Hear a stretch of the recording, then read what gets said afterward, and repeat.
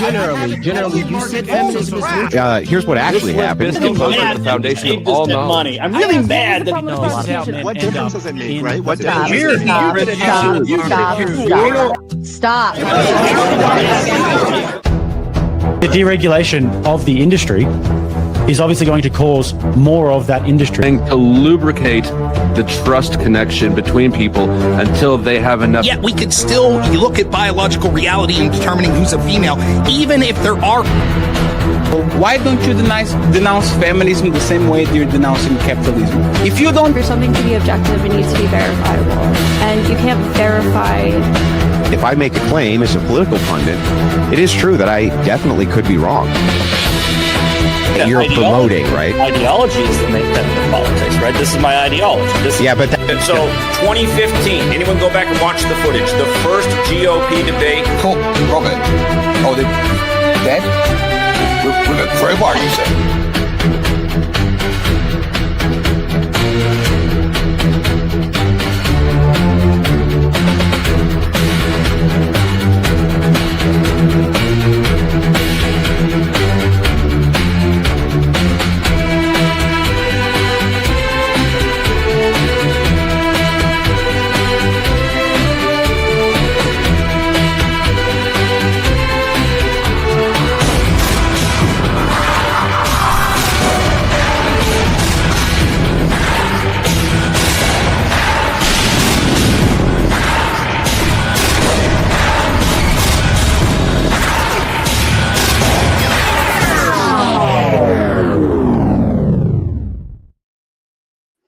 And good evening, ladies and gentlemen. Welcome back. I am Sara, the Raging Tomato, bringing to you live another Moderator Monday.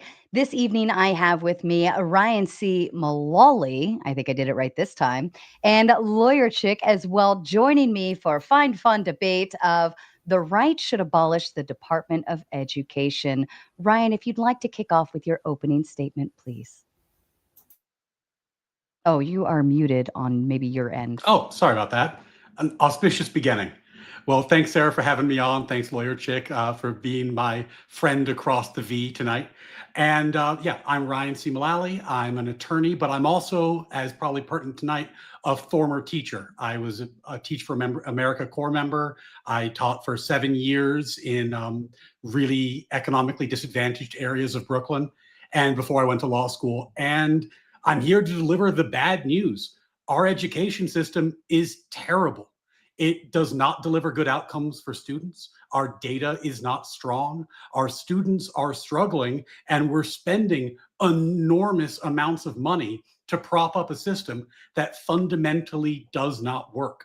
And unfortunately, the Department of Education plays a central role in the struggles that our schools are having right now, and is actually making these problems worse and making our school more inefficient, and our children having what I would say is demonstrably worse results.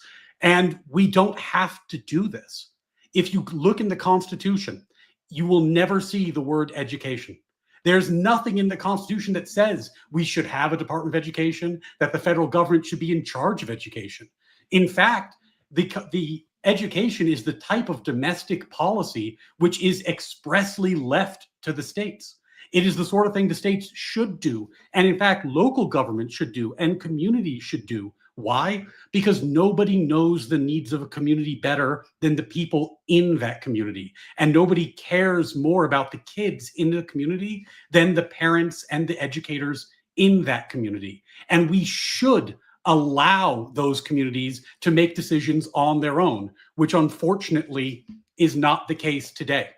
So let's flash back in time and examine the history. Because for all of us probably watching this, unless you're of a certain age, you can't imagine life without a Department of Education. But prior to 1979, we didn't have one. We sent men to the moon. We raised and educated Nobel laureates without a Department of Education. It is not the sort of thing that was always here. In fact, we've had other options that worked better. Now, what is the legacy of Department of Education? Well, If you look at data from the NAEP, and I have the acronym written down here, it's the National Assessment of Educational Progress, which is a test that's administered to 4th and 8th graders periodically. And it's kind of it doesn't affect their grade, so they don't cram for it. It's a fair baseline that lets you compare educational achievement across time. Our data has flatlined. It hasn't gotten better since the Department of Education was instituted. What has happened, though, is that our spending per student has tripled from around 6,000, roughly tripled, it's a little bit less, from around 6,000 per student to around $17,000 per student per year in inflation-adjusted real dollars. This is a crazy amount of money to spend to not make anything better. Now, the question is, why is the Department of Education causing these problems? And how do they contribute? Well, a few ways. First, the Department of Education promotes what's called unfunded mandates. They mandate policies and then they give the states some money. And because the states accept federal money in the education context, the states then have to accept all the rest of the federal policies. And you see this play out. Now, why do Department of Education work this way? Well, it's because legally speaking, there is no educational power. The Congress cannot actually dictate ed policy to the states, but they do have a spending power. So they can attach policy restrictions to money they give the states. And when the states accept it, that creates obligations on the states. Now, what happens with those obligations? Well, they push programs like Common Core. They push programs like No Child Left Behind, which have had pretty bad impacts on students and have hollowed out our standards and have led us to where we are right now, where if you go into schools right now, one of the key concerns is social promotion. They want to make sure every student gets promoted. They're less concerned with whether any student knows anything.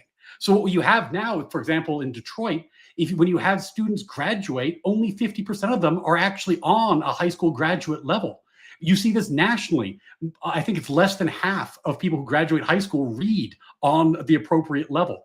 Now, what does that do?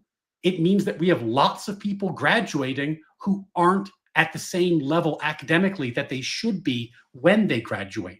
Now, what else does the DOE do besides K-12 policy? Because that's not all they do. The DOE also creates a massive incentive for everybody to go to college. They provide student loans, no questions asked. They subsidize demand for college. What does that do? It raises the price of college because now every student has loans in their pocket, no questions asked. So the price of a college education goes up. But now colleges are admitting all these students who don't have the same level of educational achievement. So what happens? The standards go down and suddenly college is meaningless. It doesn't actually teach anything. It's not even a good sorting hat for grades. It's just hundreds of thousands of dollars of debt that unfortunate students who maybe were sent there and shouldn't have been end up being saddled with. And what does it do? It does the same thing any bureaucracy does, any centralized bureaucracy. It creates inefficiency. And on top of that, it creates a national set of standards, and those national sets of standards stifle innovation. We should have a system that works better. There are other alternatives. We should be sending more kids into the trades where they'll be successful, they'll make money, they'll have careers, and they won't be saddled with debt. But we don't. We should do a lot of things, but we don't. And one of the reasons why is that the Department of Education has centralized inappropriately our educational model, which stifles competition, stifles innovation, and ends up creating all the problems that we were hoping to solve. We should return the power to the states. Now, here's the thing, and this is the brutal truth. Abolishing the Department of Education will not solve all these problems on its own. We would have to then have subsequent reforms. We'd have to look at charter schools. We'd have to look at teachers' unions. We would have a lot of work to do, but it is a necessary first step because until you do this, very few other steps are possible. Now, there's a few objections that you often hear about abolishing the Department of Education. What about the money that the Department of Education sends to Title I schools? The money can be sent by another department. And this is actually in Trump's plan. That would be sent to a different, I think it'd be the Interior or Health and Human Services who would do that money going forward. What about civil rights enforcement? What about IDEA, which is the Individualized Education Act, which is what sets up IEPs and other special needs programs? What about civil rights? That can be enforced to the extent they need to be enforced by the DOJ. What about setting national standards? Well, setting national standards has, in my lifetime as an educator, been a disaster. Every time it's been tried, it has not worked well. Maybe we should, instead of trying to focus on setting national standards, allow the states to experiment, allow us to see what models work and what don't, allow federalism to work and see what is more successful. Ultimately, there is no argument that the people sitting in DC, the bureaucrats in DC, care more about the kids in your community than the parents there do. There is no argument that they're more connected to the needs of your community. The question is, who should have ultimate decision-making power about how to raise and educate children? And the answer is the people with skin in the game, the people who are raising those kids, the people in those communities. And while abolishing the DOE will not solve all these problems, it is the first necessary step in the right direction. Thank you, Ryan. And Lawyer Chick, over to you, please. Okay, so I love the comments, and I also have a background as a teacher and then a lawyer, and I didn't know you were in a Teach for America program for 7 years. So that is excellent insight that I can break down. So I do not think that the Department of Education should be completely abolished. I don't think it's perfect. I also don't think it's the cause of all of the problems that you're naming. First of all, where did it come from? What was its purpose? Its purpose was, it was formed in 1980. The Department of Education was initially formed to create equal access of resources and, I guess, balance the playing field in terms of educational funding. The Department of Education mandates or, I guess, creates policy so that money from wealthier states can flow into states that are less funded in terms of education. If we do go to a purely locally funded and run system of education that's just completely run at the local, county, and then statewide level, I think you'll have a massively, you'll have diverse education state by state, but you'll also have erratically different funding state by state, because schools are indeed funded by property taxes. And that is why in wealthier areas where property taxes are higher, you often have better schools. Now, with that being said, in my home state of New Jersey, it's actually not fair, in many people's opinions, that money is pulled from wealthier counties and brought into counties that have lower property taxes. People don't see the results that they're maybe expecting in terms of test scores, et cetera. But I'm not sure that abolishing the Department of Education, again, is going to improve what the problems are. The issue of people not graduating, students not graduating with adequate reading scores, social promotion, those things are happening at the district levels. I don't believe that's a push from the federal level to make that happen. I mean, DC public schools just had a scandal 4 years ago. They were literally changing grades.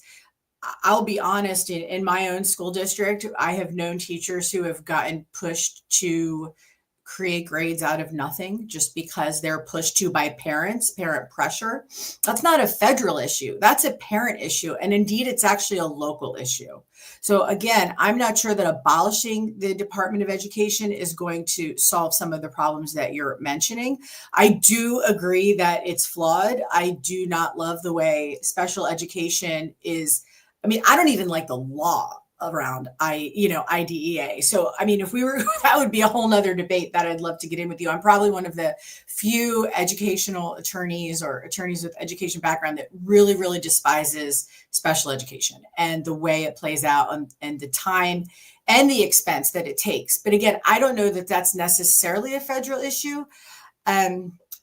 So the question is, what would we lose if we abolished the Department of Education? And as a child advocate, I would say we would lose a lot.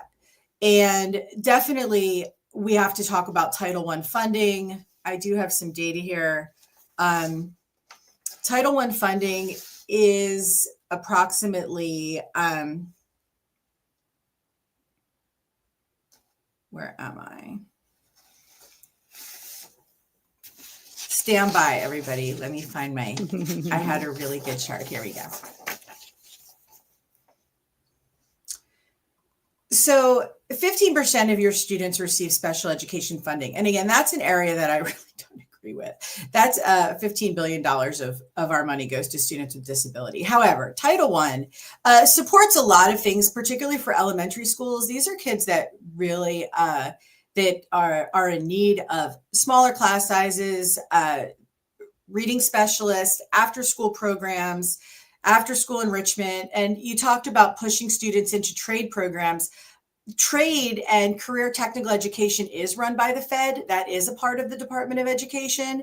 And that is something that it's called a Perkins grants. And that goes into training students for job readiness right out of high school. And I would say now under the Trump administration, that is being pushed even more. And student loans, which is another problem that is absolutely run out of the Department of Education, has been completely reformed. And now under the big, beautiful bill, there is a cap on student loan access, $60,000 for undergrad, $150,000 for professional school. So some of the issues that were really truly problematic under the Department of Education are being moved, changed, switched out into different departments. So some of the problems that you're calling out are already being dealt with without completely abolishing the Department of Education.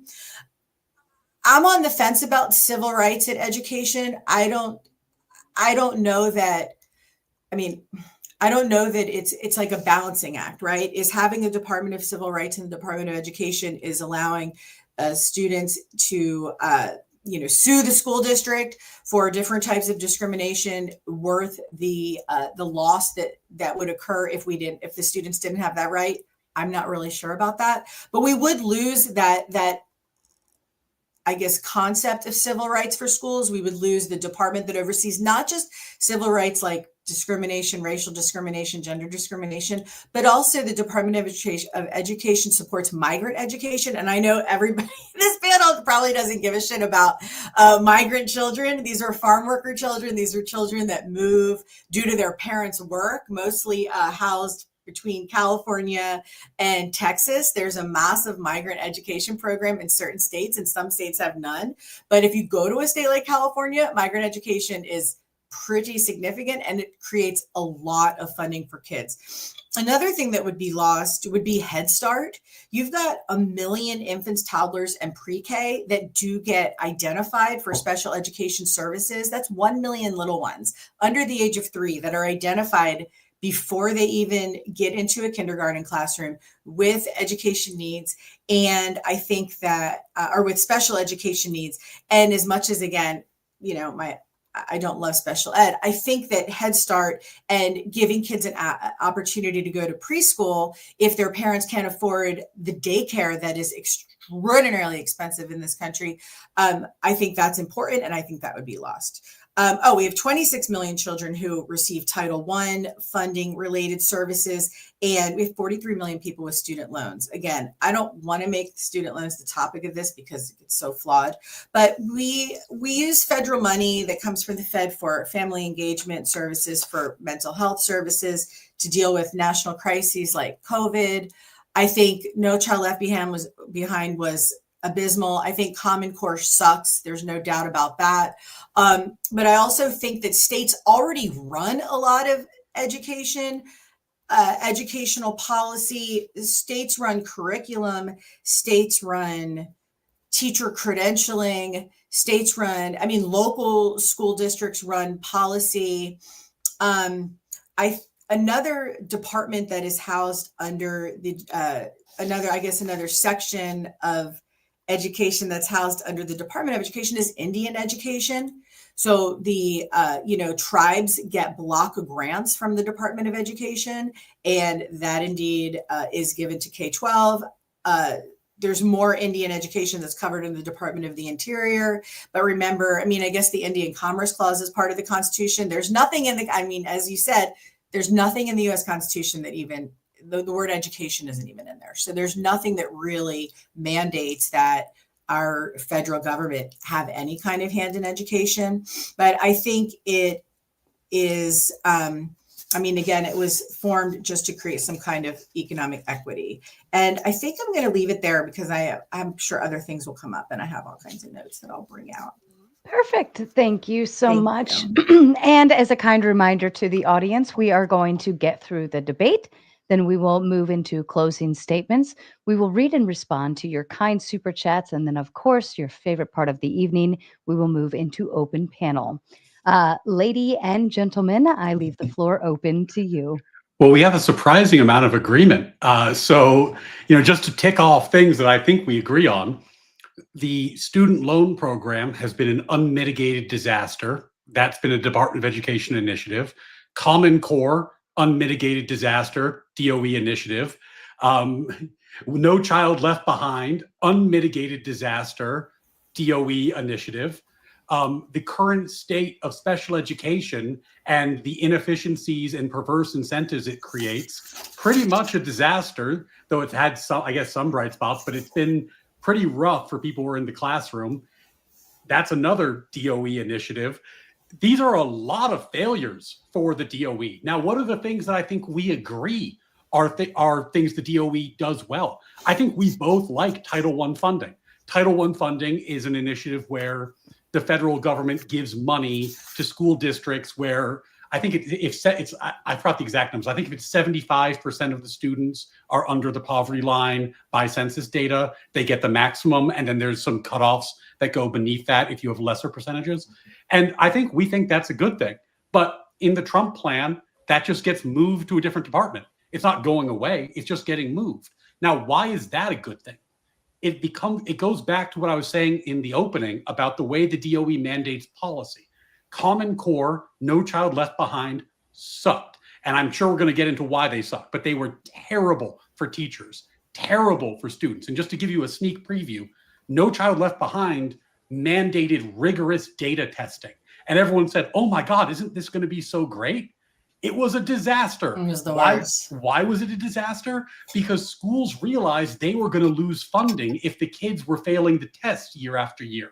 So if you had a kid who was failing and they were going to take the test in third grade, instead of holding them back and making them accountable to the standard, they would social promote them so that the kids wouldn't keep failing the test and screw up the school's data and cost them federal funding. And this created the era of social promotion. And you had a boom of social promotion, ironically, in No Child Left Behind because of the perverse incentives. And how did the federal government force No Child Left Behind? Through the funding given by the DOE. So do you think that it was No Child Left Behind that pushed social promotion, or do you think that's something that's, because it's happening now?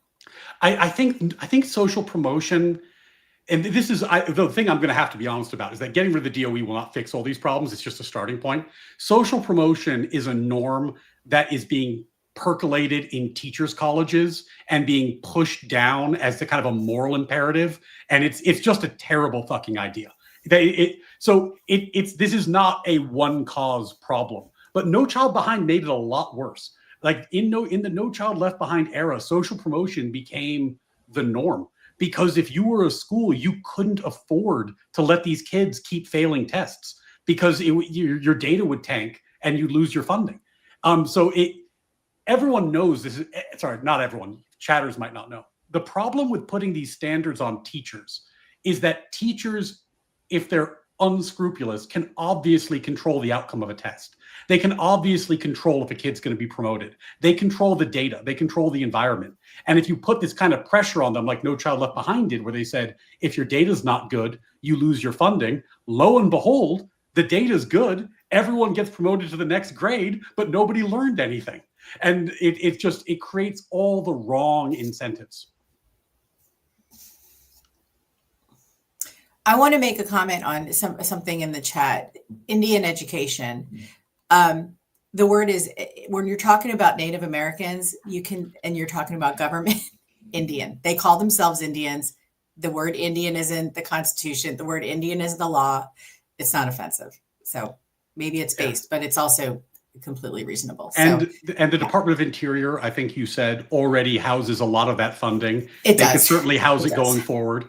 Like when I say that I don't want the DOE doing this, it's not that I'm necessarily opposed to the funding. What I'm opposed to is that then you have DOE bureaucrats who view themselves as educators, and they attach these education policies to the money, and the education policies are always terrible. So I would much rather that money be allocated by a disinterested interior bureaucrat who's saying, like, yeah, my job is to give the money to the community. My job is not to tell them how to spend it. That I think would work quite a lot better than the system we have right now. Now, I would prefer to have a lot less federal government in general, but if we're going to take incremental steps, that would be a step in the right direction. Okay, so what about your idea of just leaving it to the states? I think you said, let them figure it out. Let's test it. Let's see what works. Who would pull together the data to see what works and share best practices, et cetera, if we completely abolish the Department of Education? I mean, doesn't there need to be a central center or a central place for data conversations, staffing, whatever, just to at least coordinate all 50 states? I don't think we need a governmental. Are we making America great again here? I don't think we need a governmental solution for that. I mean, in many areas, we have universities who conduct longitudinal studies. We have, state governments collect data. They can share that data. And we're seeing innovation right now, like places like Texas, the Mississippi Miracle that happened recently, Florida, particularly the states that have bucked the trend, and in case of Texas, have rejected federal money, are doing innovative things. And the funny thing about that is their data is getting better. Like Mississippi, wait. Texas has rejected federal money? I think they were the holdout on Common Core, if I recall correctly. And their data is better? In that Common Core has been a train wreck and they sidestepped the train wreck. Yeah, I think their data has improved as a result. The problem with Common Core is that parents hate it, communities hate it, nobody likes it. So if you're able to not teach it, one of the things that you get is just better buy-in with your parents. Because for those of you who have never done Common Core is the system that gave us it's inappropriate for you to line up 2 digits and 2 digits and add them long form. Like long form addition, long form multiplication isn't a thing that should be taught. Memorization of multiplication tables shouldn't be taught. It's a bizarre. Bad idea. It's just bizarre. It's a bad idea. It's bizarre. And parents loathe it. And the parents who loathe it the most are the ones who are familiar with it. And the longer it's been out, the more the data shows that parents hate this stuff. So I think that, it's when districts avoid this, it's a good thing. I think that there's been some weird trends in education, and a lot of that does come, unfortunately, from the federal government. I think, were you teaching during No Child Left Behind? Yeah. Oh my God. This is you ask any teacher, everybody who taught in that period hated this goddamn program. And everyone knew it wasn't going to work. At my school, we called it Flatland, because what it meant was that the only thing that mattered was the data you could fit in a spreadsheet. So as long as you could write down little Johnny learned to read today, everything was great. Whether little Johnny knew how to read, irrelevant. So, it created a whole network of problems. Yeah, we called it No Child Left Standing. Are you sure you're not on my side? I know.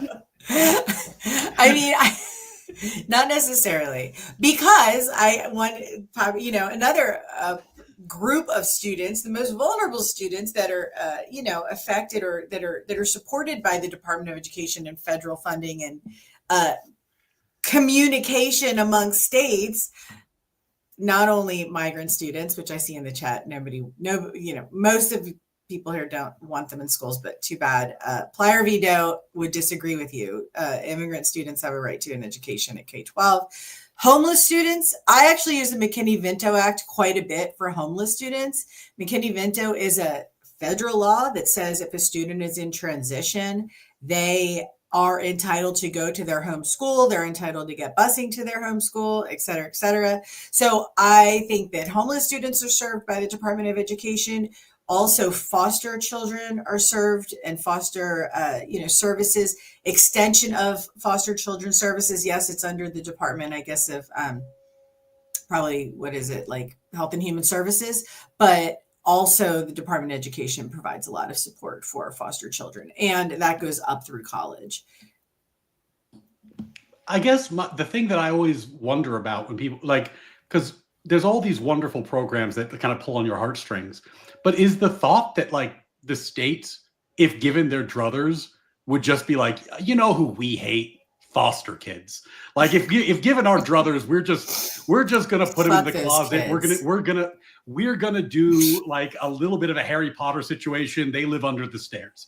Like I'm not sure why there's this view that states would be so hostile to their own children if not for the federal government looking over their shoulder. I've never understood it. I don't think it's true.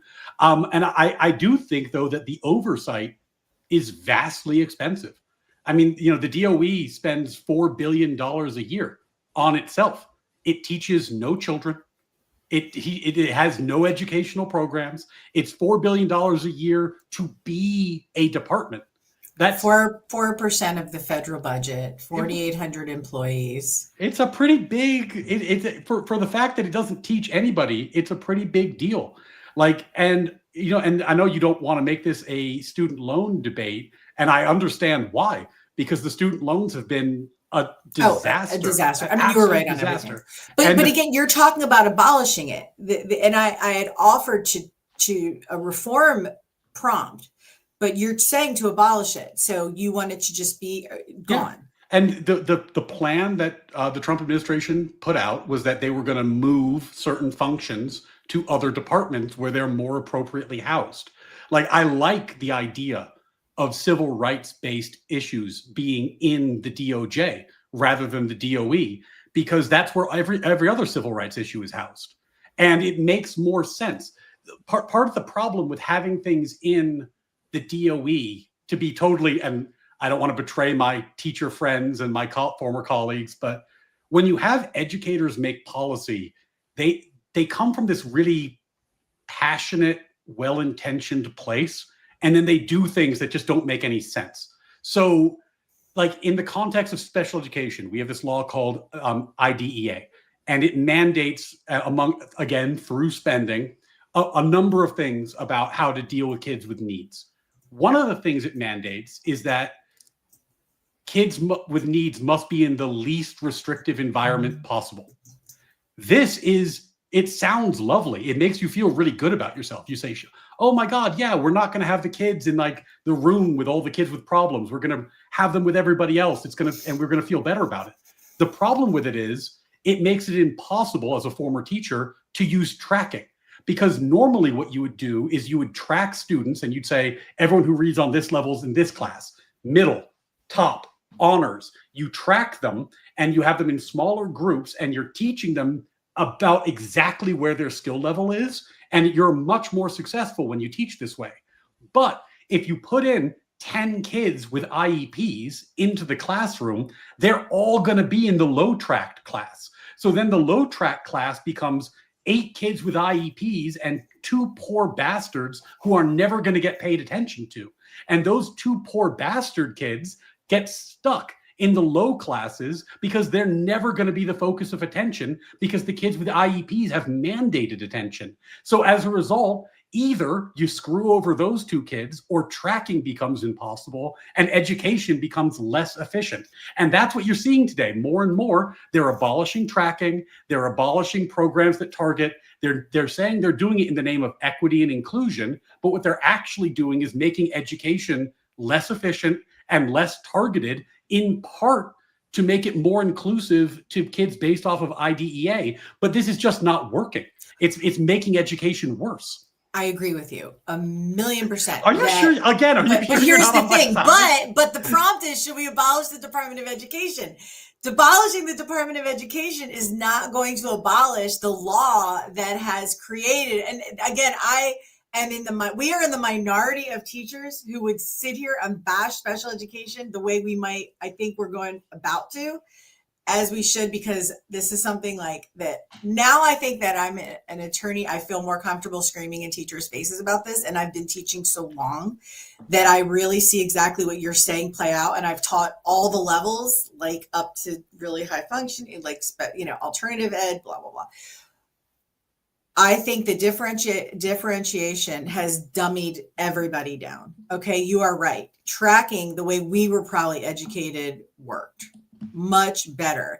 Gender specific education is much better. Girls learning with girls and boys learning with boys is much better for many people. Maybe some people, can mix it up. But in terms of IDEA, which is the Individuals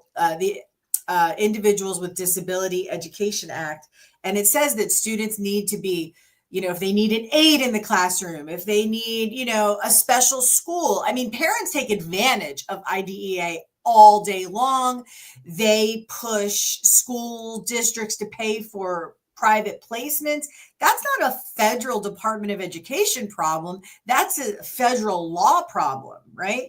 The law, that's like, again, a whole nother debate and solution, which is repeal IDEA, put tracking back, stop with this, FAPE, and stop blaming. I mean, I was trained as an education lawyer. I hated doing special education law. As somebody who really knew it, it was so frustrating to be at the table and just go, my God, it's not the teacher's fault, right? Because it blames the teacher, it blames the school. Why this kid's not learning?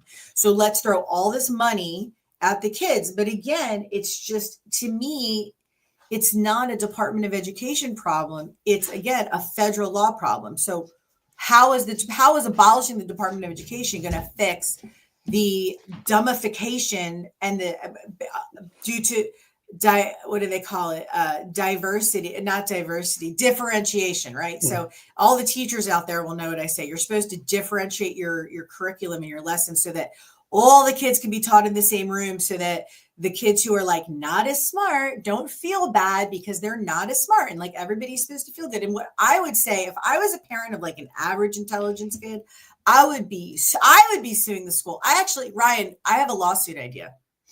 We need to get with the regular average kids and sue for special education funds, because I really think when you put all this attention and all these resources into the low end of the normal curve, right, it doesn't push up everybody to the high end. If you put all of the resources into the middle of the normal curve, like the average kids, you're going to push everybody up. Pushing everybody on the low end does not push the normal curve up. So I think, again, abolishing the Department of Education is not going to solve these problems that we do agree is happening. Yeah, I mean, it's funny. I mean, I agree with you. I think that when you run a successful classroom, your goal is to keep every kid's on their toes, meaning they're a little bit uncomfortable to reach the standard. And the way to do that is to teach to the upper middle of the room, and then differentiate for the kids who need more help or are kind of like just rocket scientists who are streaming ahead. And that's a model that works, but it's not a model that works if you're hamstrung by some of these federal policies. Now, you're right. IDEA is federal law. If you abolish the DOE, it's not going away. But what you can do by moving it is modulate the way it's enacted. Because again, IDEA is binding on the states because they accept federal money. There's strings attached to the money.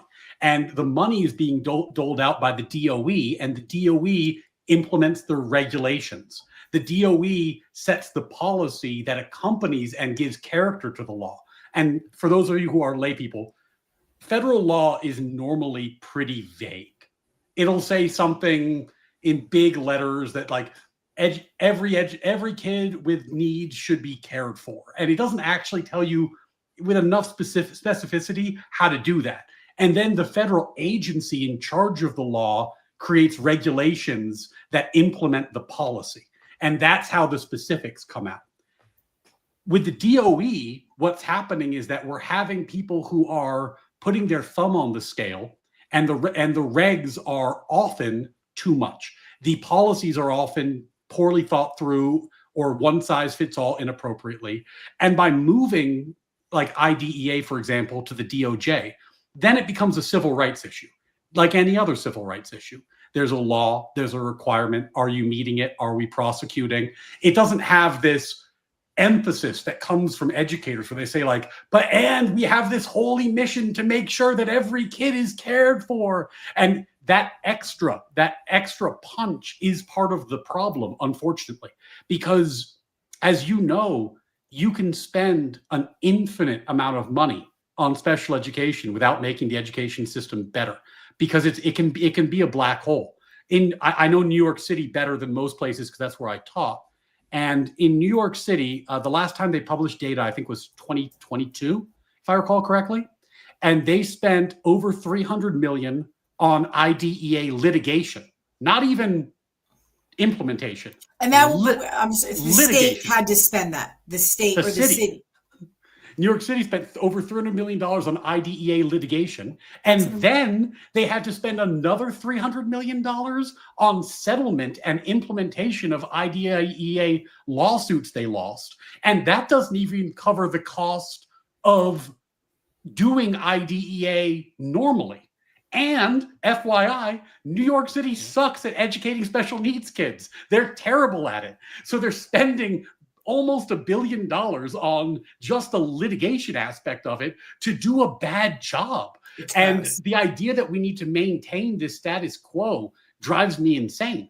Like, we absolutely have to shake this up. And the first step to me is to get the bureaucrats out of the policy, move these laws, move these regulations to agencies that are not education focused and are just going to implement the laws as written and start restoring more power to the states.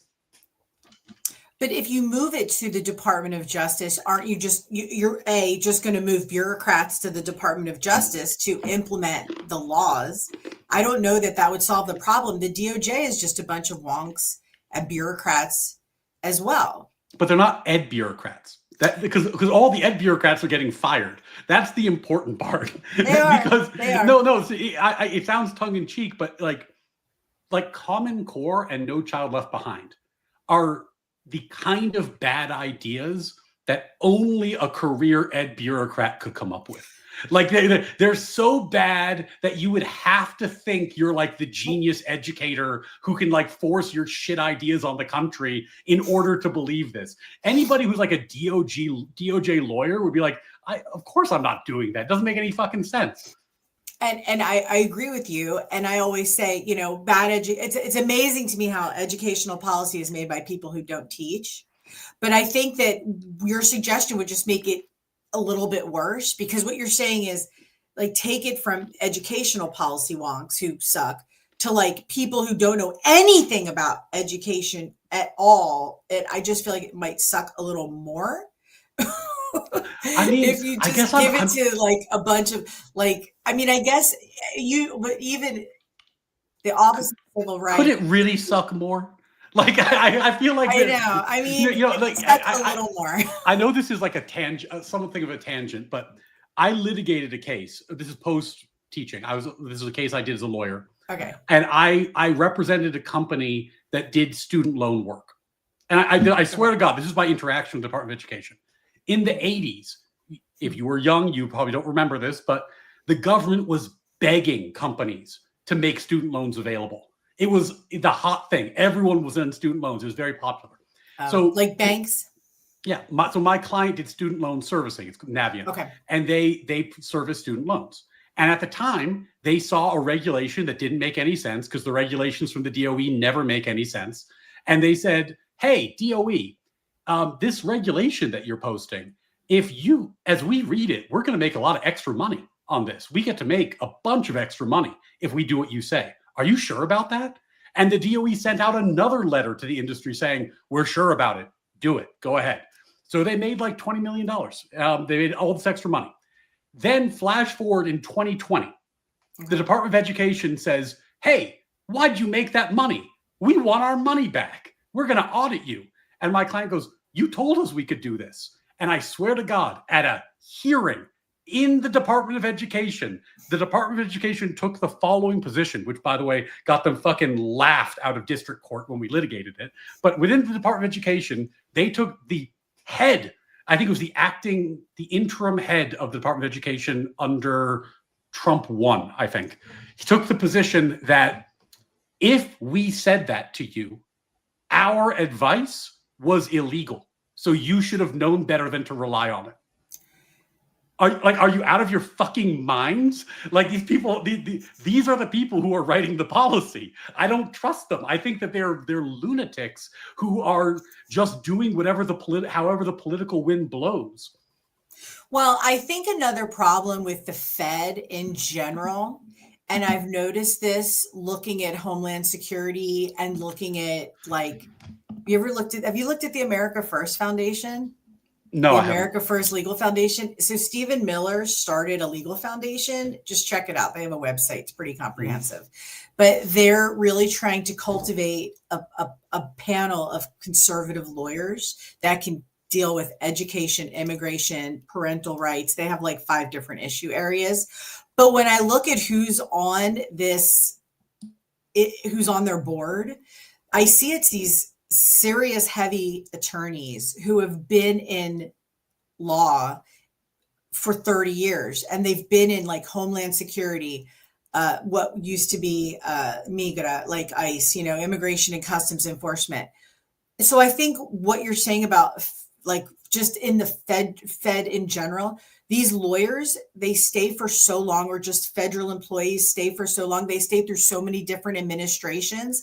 I believe that in your hearing, the lawyer who was like, well, if we gave you that advice, it was illegal at the time, because it was probably a different administration that was, kissing ass of like the obviously student loan industry.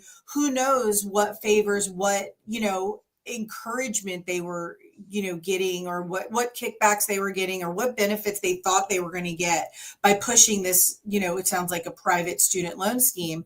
And then, fast forward a few administrations later where you have more of a movement, especially if you're talking about under DeVos, that would have been the first Trump administration and Secretary Betsy DeVos.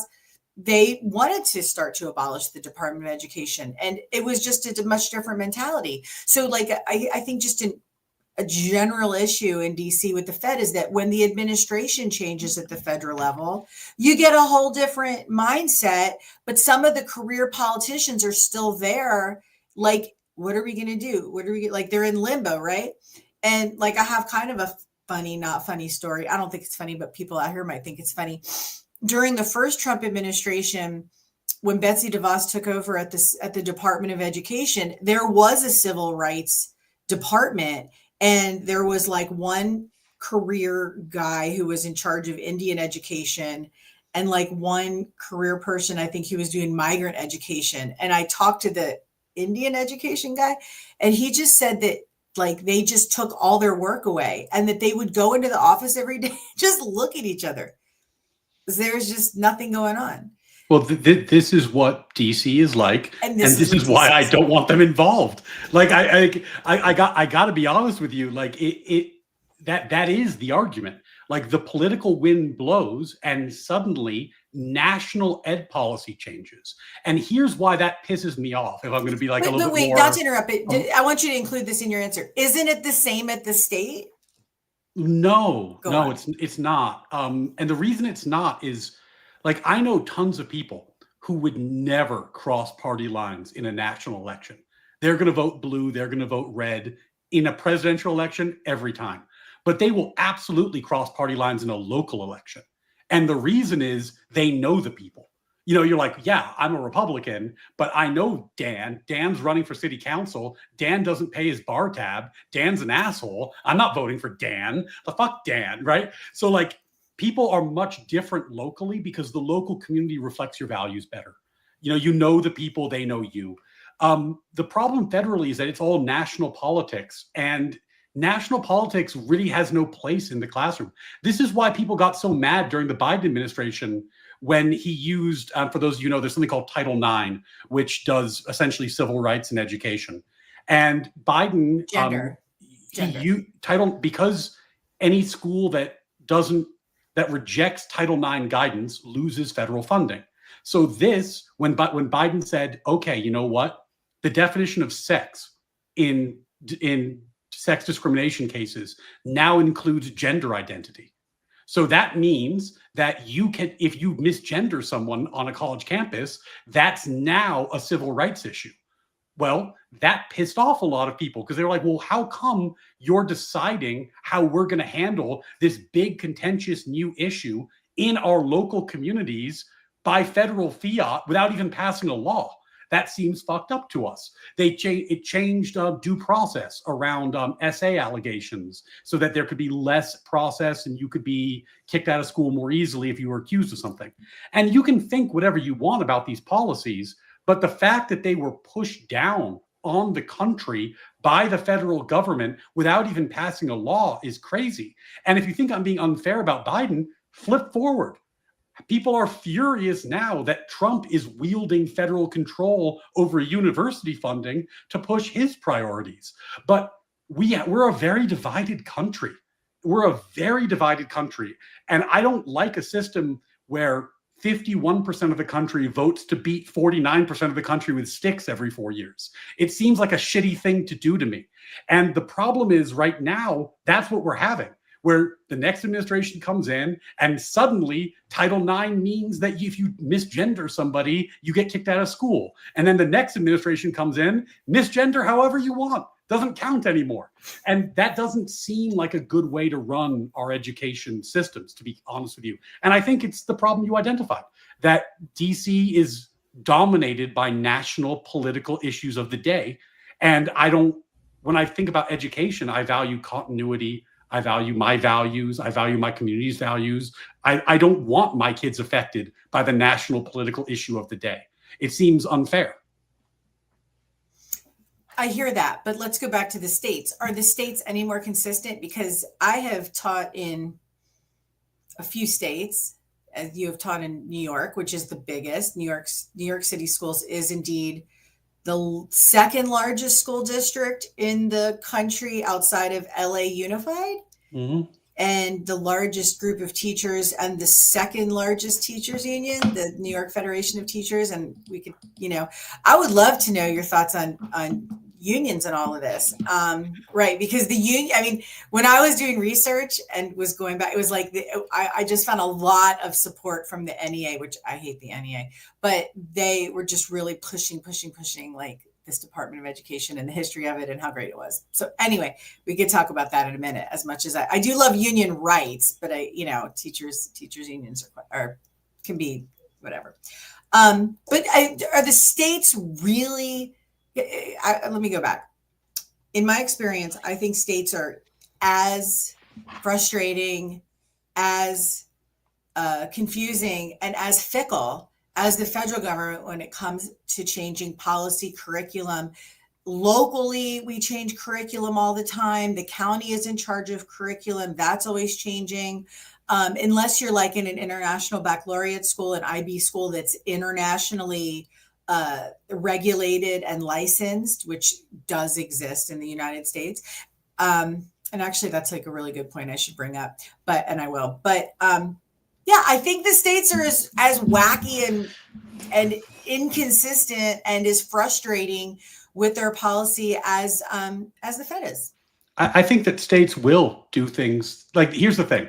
If you leave policy up to the states, you have to be honest and say some states will have great ideas and some states will have terrible ideas. Now, but the difference when it's left up to the states is that we can then observe and see what happens, and that there's room for variety. And what matters about that, and it really does matter quite a bit, is that's how we can start diagnosing these other problems. Like, I actually have a major problem with the way teachers unions, particularly in places like New York, where they're really, really powerful. And the amount of it's crazy. People don't understand the situation in New York City. People say like, oh my God, our schools are so underfunded. We need to put more money in the system. New York City today spends $33,000 a year per student to educate them. You could put your kid in a private school for that money. easily. It's a crazy amount of money. The problem is not money. The problem is that there's this system that's locked into place by unions, by bureaucrats, by contracts, and yes, by the federal government, that ossifies and prevents change and is massively inefficient. In places like Florida, which has had a much better educational record over the last 20 years, what you've seen is experimentation. We're going to try a voucher program. And I have my problems with voucher programs, but we're going to try it. We're going to give charter schools a better shake. In New York City, there was a lot of problems with getting charter schools off the ground. The experimentation works. And the thing about ed is every parent wants the best for their kids. And parents disproportionately vote. Parents will show up and vote. They will go to local government. They'll go to PTA meetings. And I think that when you open the doors up and you let people try new things, you'll see systems that work better. Like I am 100% sure that there's a better way to do special education than IDEA. I don't know that I could articulate it right now. I don't quite know what it is, but I'm willing to bet that if we removed IDEA and let the states try it, a bunch of states would do something worse and a few states would do something better, and then we could all copy them. What I don't like is the idea that we're going to be stuck with the system we have because we're afraid to change it. And the system we have hasn't been around that long and kind of sucks. So I don't see that we should be stuck with it just because it's been around for 50 years. I think it sucks in some places. I think it doesn't suck in others. But to go back to let's just try it, let's just see what works. Who is going to compile that information, share it, discuss, figure out what works? You know, if there isn't a centralized space or place like the Federal Department of Education to compile what you're saying, you know, best practices. Like one thing, I have to give Florida props. You can hate their crap governor all day long. Free public college. If you get a 3.0 in high school, you are guaranteed a 4-year university education in any Florida public university or college, which I think is amazing. But I mean, we know that's good. Other states haven't copied that, you know, so I'm not sure that your theory of let the states try and we'll see what works, because states have tried things and shit does work and other states don't copy it. They just keep doing their own dumbass shit. Well, I think if I'm going to be like a realist for a second now and maybe take off my argumentative hat and just be like, let's be honest about what's happening. States that don't experiment typically because their teachers unions are so powerful that you can't experiment. One of the benefits of getting rid of the DOE is it will make that problem more obvious, because right now the boogeyman is often the DOE. But I can tell you for a fact, when I was teaching in New York City, I worked at 2 charter schools, one that had amazing data, one that had terrible data and got shut down because it just was a catastrophic failure of a model. The school that worked really great, its data was off the charts. The kids were doing so much better. Like in the neighborhood, the building, like it was amazing. But we were not copied. We were absolutely not copied by schools in the city. Why? The teachers worked longer hours. I showed up at 7:15 and the kids stayed with me till 4:20. It was a much longer day. We had mandatory summer school for all students. Everybody came to summer school during the middle of the day. These are things you cannot do on a union contract. You just can't. And that isn't a federal issue. That's not a federal issue. The problem is when you try to draw attention to these things, then the teachers throw up their hands and they go, Common Core. Oh my God, Common Core, no child left behind. If only the federal government wasn't telling us what to do. So there's more than one factor for sure. But the problem is everybody points, it's like the Spider-Man meme. Everyone's pointing the finger at somebody else and it ossifies and nothing can change. And that's what's fucked up. Like it's a little hypocritical because I taught in New York City. My wife taught in New York City. We benefited from this. So like I got money out of this program. So, I'm a hypocrite, but But you worked for Teach for America, which is a different program. Yeah. And I worked in a charter school, but she was union. My wife was union. And so like when she was union, New York State has this crazy program where when you invest in your retirement account, they guarantee you 7% a year return, even if the market doesn't have 7% a year. Yeah. Well, where does that money come from? Taxpayers. So they're saying, so why is it $33,000 a year per student in New York City? Well, a lot of it is paying pensions. A lot of it is paying for these benefits that don't make any sense. So I would love to pick that fight, but you got to pick both fights, right? Like I don't think that you can meaningfully target state policy until you meaningfully target federal policy. Okay, I don't think I have any more glaring points to make. I think I've covered all of my reasons why we should at least keep some semblance of a Department of Education.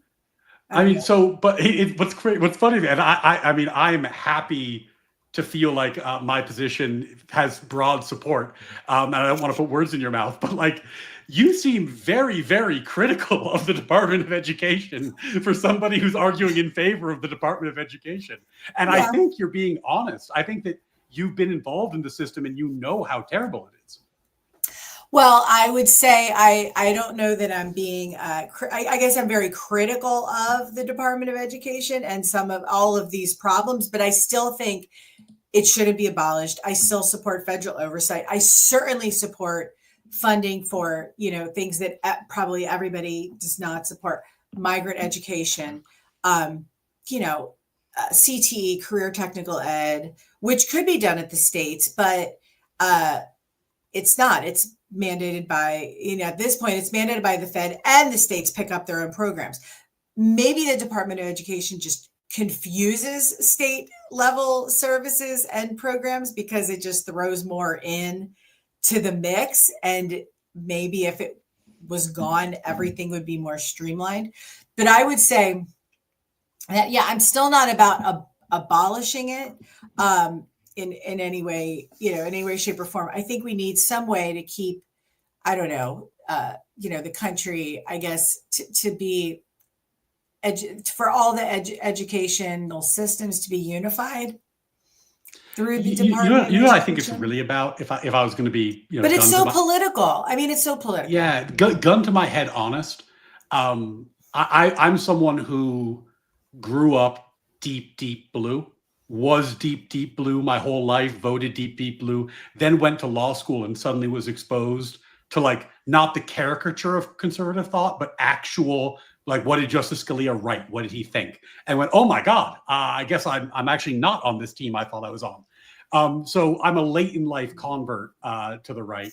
And I can say with some certainty, having grown up in the tri-state area and having been in liberal circles, I think a lot of this is that blue states don't trust red states. They don't trust the people. That's what, honestly, I think when we talk about we need a centralized federal government, they're not saying like, oh my God, are the people in LA and New York City going to live up to their obligations? They're saying, aren't those idiots south of the Mason-Dixon line going to fuck it up if we're not looking over their shoulders? That's what they mean. And I think that's a little fucked up. Like, I have no reason to believe that people in Florida and Georgia care less about their kids or are less incentivized to do a good job on education. I don't buy it. But if you caught me when I was 28, I would have. Yeah. Can I ask? Sorry. I was just kind of curious in terms of, because the Department of Education offers federal funding to schools, right? I mean, what if are states able to break away from that on their own and say, screw you, we're just going to do our own thing, we'll fund ourselves? They can.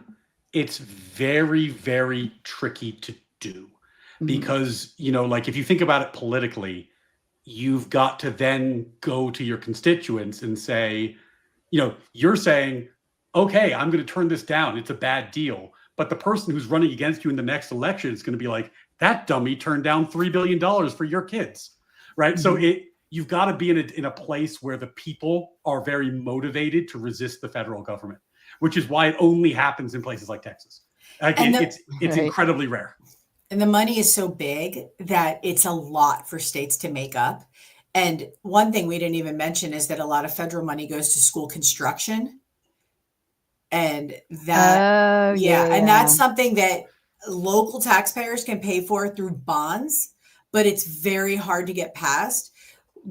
Why would a politician go to the taxpayers, put a proposition on the ballot to get a fifth, my hometown couldn't even pass a 0.01% property tax or something to support the local library. Like the library had to cut hours because the people in my town didn't even want to pay another $50 a year on their property taxes to keep the library open. They were like, we don't use the library. It's downtown. Fuck it, right? Like my kids read at school. So the federal money is just so huge. I mean, my own the district near me lost, I think, $60 million this year that was supposed to build a new school because somebody forgot to sign the grant form to the Fed and it turned it in late and they just lost the money. And so the district had to make up, it was this huge scandal. The district had to make up this like massive amount of money. So school districts could turn away federal money, but to fill the gap that it comes from, it's just federal money is big money. No matter what. It's packaged in a way that makes it really difficult, right? Like if you think about the money for IDEA, which we've been talking about, the federal government every year they promise to cover 40% of special education costs. They have never done it. They've only covered like 12, 13% on average. And then figuring out what the states are spending on special education is actually very difficult, right? Because like I was trying to tabulate how much does New York City spend on just lawyers? $300 million. How much do they spend on settlements? Another $300 million. Oh, settlements. That's not even in the budget for the school. That's a separate line item. So it's very hard to figure out what the real price tag is. And then let's just be real about this. When you're voting on it, the parents of kids who have special needs are going to be super motivated and show up. So politically, it's extraordinarily difficult to turn it down, no matter how bad the deal is. And that's part of the problem. Because often, by the way, just the last point, the deal's not always clear. Like you take the money and then you say, oh, great, we took the money. And then they say, and because you took the money, you have to agree that anyone who says they are a woman is in fact a woman under the law. And you're like, wait a minute. That doesn't seem like what we agreed to. And they're like, Title IX, you're going to give the money back? So like there's a bit of a shell game that gets played. And often you don't realize what the requirement is until it's a little too late. So is this like a carrot and the stick kind of almost propaganda to a degree? I feel so curious right now with everything you guys are saying. It feels like a carrot and a stick, like the power of the purse. Well, if you want all this money, you got to do it our way, dangle, dangle. But if we remove that, like what you're suggesting, Ryan, then it kind of pushes that power of the purse away. It removes that line item concept and puts it back in the hands. I would maybe just like for every student, we'll give you X amount of dollars in your state or something, right? I mean, or just giving it back to the state to handle on their own. I feel like to some degree, there's a way in which states can utilize this to their advantage to bring the families to their holy shit. Sorry, let me. Whoa! Shout out to you.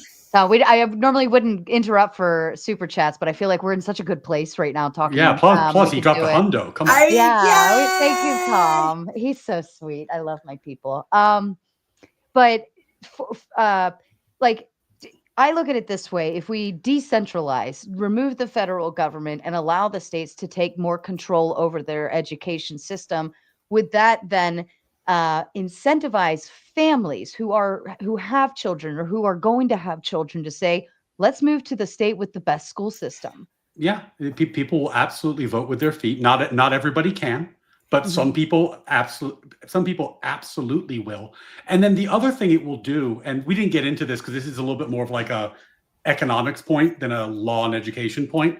But one of the problems the DOE has is it's so inefficient And it creates these systems that are so expensive, but don't actually do a good job with education, that it's falsely creating the impression that education costs this extravagant, astronomical number that it doesn't actually cost.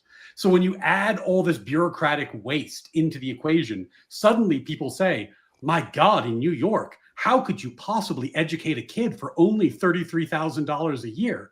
And in fact, next year it's estimated to be $36,000 a year. Like, it's, you know what I mean? And If you like, can't with the government, if you don't use the money they provide, they'll strip you of it the next year yeah, too. but Like, it just like the numbers just keep getting bigger because the system's so inefficient. And that actually is really stifling, because if you wanted to come up with another solution, if you wanted to do something on the state level, you might think, oh my God, I need to come up with $33,000 a kid. You do not need $33,000 a kid. Right. This is a crazy number that's invented by bloated bureaucracy. And if we got rid of some of that bureaucracy, the number would go way the fuck down. So another kind of question, the only thing I could see that is a bonus or a pro in terms of the keeping the centralized, keeping the DOE, because I mean, I am a child of this very situation where I was in the middle of, I think, 7th or 8th grade.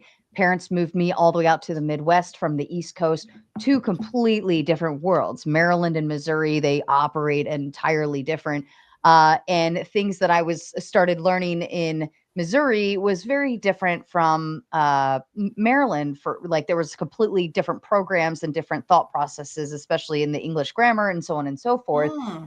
Would having the DOE ensure, at least because you have especially if you're in high school and you move mid-year or you move in the middle of your high school year, you have all of these credits and these things that you need to, does that federal program keep things kind of on the same level if you're going interstate levels as a student? Well, I have a snarky response, but I'll let lawyer LC take a stab at this one. Yeah. Well, I was going to probably give a not snarky but factual response. That was the goal of Common Core, which was like, if everybody's learning the same thing, then if they move from Virginia to Wisconsin, they'll be learning the same thing. And it's also what a lot of charter schools do, in that they force teachers to be teaching the same thing on the same day, so that in theory, if you go into a classroom on Monday in one part of town, and then you move across New York to a different charter school, same charter, they're going to be on the same curriculum on Friday that you would have been on. But teaching doesn't work like that. And I think teaching is a very creative endeavor. I think most teachers work very hard.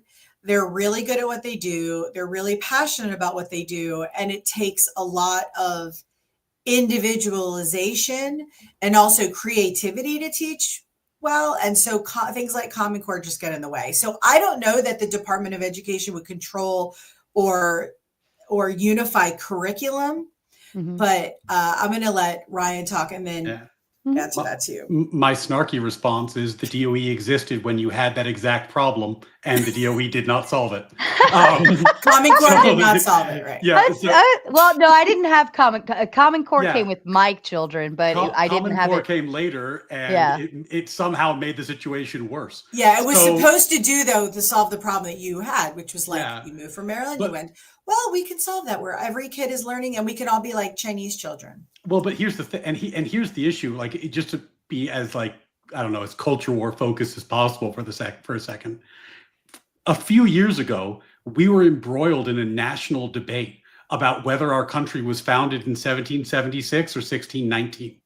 Right? That was a legitimate conversation we were having. Now, I think it's a dumb conversation, but it was one we were having. Now, let's say that Common Core was the law of the land and every school has to teach Common Core, right? Well, what if 1619 becomes very popular with DC bureaucrats that year? Now suddenly that's the Common Core. Well, I think we're already having that issue anyways, with history books being written with very biased authors and so on and so forth. So we're already seeing that issue. But what people mistake is they say like, oh my God, it's so terrible. this state's teaching this way. The solution is we at the federal level should cram down and tell them all to do it our way, right? And that will never work, because then the other party takes power and they just switch it back and forth. And as divided as we are, Common Core is a recipe for turning our education system into a partisan battleground. And we are not sufficiently unified for this to work.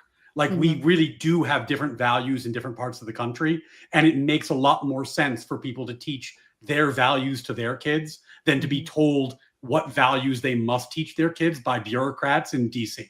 It's just a crazy thing to think would work in the country at this moment.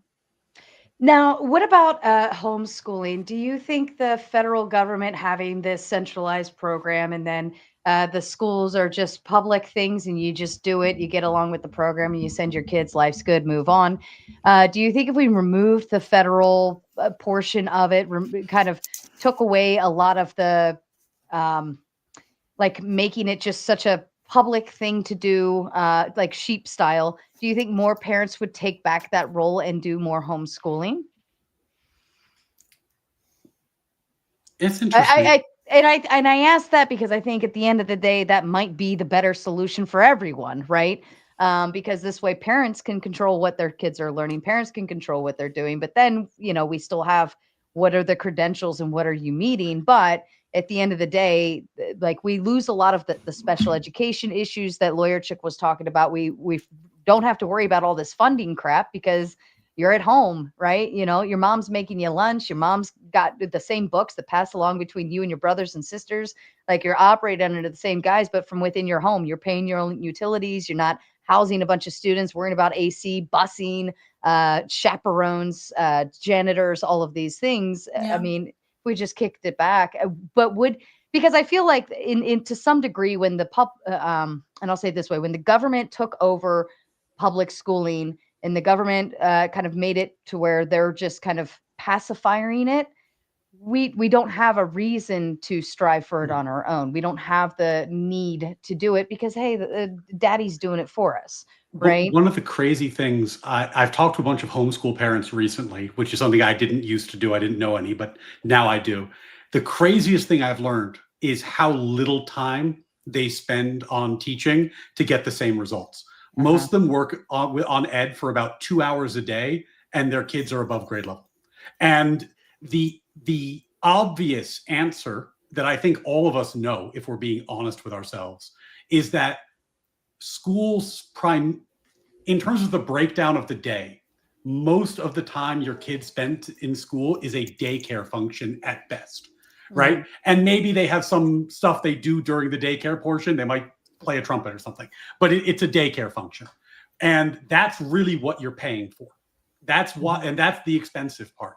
And this is, the result of government bureaucracy. Like, it's kind of, one way of looking at it is, when we give SNAP benefits, the government doesn't make the food and hand it out, because we know how bad the government would be at making the food and handing it out. We know they can't be trusted. And yet we think that they're going to be able to do the educational work. They're just not good at it is the problem. So one of the needs to kind of break this inefficient bureaucracy is to make the price point go down. And when the price point goes down, market solutions become more tenable. If you could get explain that, go unpack that a little more. What do you mean? Well, I think right now school's really expensive for kind of dumb reasons. It's money's tied up in teachers' pensions. It's tied up in unions. It's tied up Is a teacher pension really such a bad thing, though? Well, it depends how expensive it is. Like I said, I've got money coming to my family from one of these, so I'm not complaining. I know I'm in a glass house, but a lot of these things are insane. Like the idea that my wife and I could contribute to a fund that guaranteed a 7% return. Imagine during 2021 when the market was crashing, we were getting 7% returns on our investments. Everyone else is losing money. This is very expensive stuff. It's very expensive to have these curriculums that are distributed by the superintendent and various districts. It's very expensive to do IDEA litigation. Yeah, it's very expensive. yes. These are very expensive things, and kind of artificially so. War is very expensive. Teachers' pensions are not very expensive. Let's just, I mean, what is very expensive to you? Because I think that if you look at the 4% federal budget, that is the Department of Education, and the, defense budget, Department of Defense budget, that's what, 10 times more than that, almost $1 trillion, I think, 890 billion last year. The Department of Education is a fraction of that. So I don't know. I think I see where you're going with it. Teachers' benefits are expensive. School buildings are expensive. Sure. But yeah, I think that the government also spends ridiculous amounts of money on lots of other things in ridiculous proportions. And I'm also just a complete, what if we took 5% of the Department of Defense budget and pushed it into education? And then we wouldn't be having, this conversation of teachers are taking all the money. That's where I don't think don't agree. I don't think funding's the problem. I honestly, New York City, like I was saying, $33,000 a year per student is so much money. Well, but let's crazy amount of money. That too. That's not because of federal bureaucracy. The states have ridiculous bureaucracies as well. Yeah. So if we're going to give it to the state, like I was teaching in California, living in California, and I was working with the California Federation of Teachers for years, out of the classroom, in the classroom. And there are school districts in California that is I don't know if other states have this, but there will be one elementary school, one middle school, one high school in the middle of the Central Valley, a superintendent who is paid $210,000 for these 3 schools. And then, 45 minutes away, there's another tiny school district that's rural with 3 schools, and another superintendent and associate superintendents. And, even in where I used to work in California, the superintendent just gave herself, and the school board approved it, right? So when we bring local control, yes, it makes sense, and the parents care, but you also bring local corruption, because you have a school board that just approved, a $15,000 bonus or bonus for the superintendent at the same meeting that they approved preemptive layoffs. I've never worked in a district that was approving layoffs in, what month are we in? November. You don't have to the budget doesn't even get rectified till February. So, they're already saying, we want the power to lay off all these people. Superintendent, here's more money for you. And we don't really even need to decide or figure out who's being laid off until March, but we want to preemptively do it. And it wasn't just teachers, it was counselors. And, they were really going to take a chunk out of what you call the very expensive benefits and pay for the school employees. So, and I guess also fundamentally, I'll finish with this. I don't mind the federal government being somewhat of a jobs program for people. That doesn't bother me. My federal taxes, I'd much rather have my federal taxes employ my neighbors and teachers and, at least pay pensions than send, however many billions of dollars we spend to Ukraine, the small hats, all of that. So I guess my thing about that is I'm with you to the extent you're saying fixing education is not as simple as removing the DOE. I agree with you. I think maybe a way to summarize my point would be you've got bad systems locally. You got bad systems in many states at the state level. Some states are better than others. You've got teachers' unions that are often running contrary to the interests of students. And then you've got the federal bureaucracy sitting on top of it. Most of those things don't work particularly well. And that's why our education system sucks so bad. I just think that if we remove one of those inefficient, terrible things, we'd be better off than if we kept it. So, I don't think it's going to be a panacea. I think we'd have a lot of work to do. But, it's hard for me to think because local government bureaucracies are stagnant, inefficient, we should tack on a federal government bureaucracy that's stagnant, inefficient, and is pushing culture war stuff.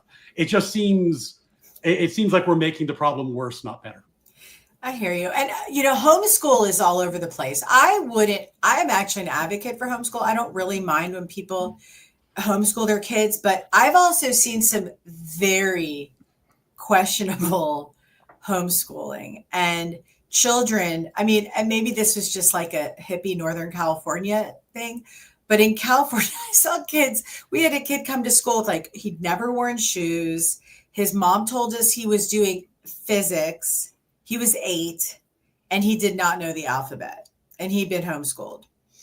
So not all homeschool is created equal. I do want to give a shout out though for Rand Paul's homeschool curriculum. If anybody, he has a good one. It is really neat. So shout out Rand Paul homeschool curriculum. I forget what it's called. Go to the Liberty Report website.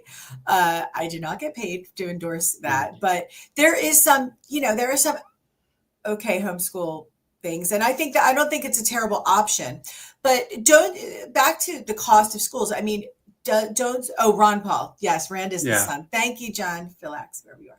So yes, it's Ron Paul's homeschool curriculum and Rand is his son, who I also respect. But don't you think it's just running a school system, the power, the buildings, don't we want people to have those good jobs? Like, I don't mind custodians having good jobs, retiring after 30 years, living in the community, putting their kids through college. I mean, I think those good jobs is what created our generation, of educated, middle class, upper middle class, whatever people.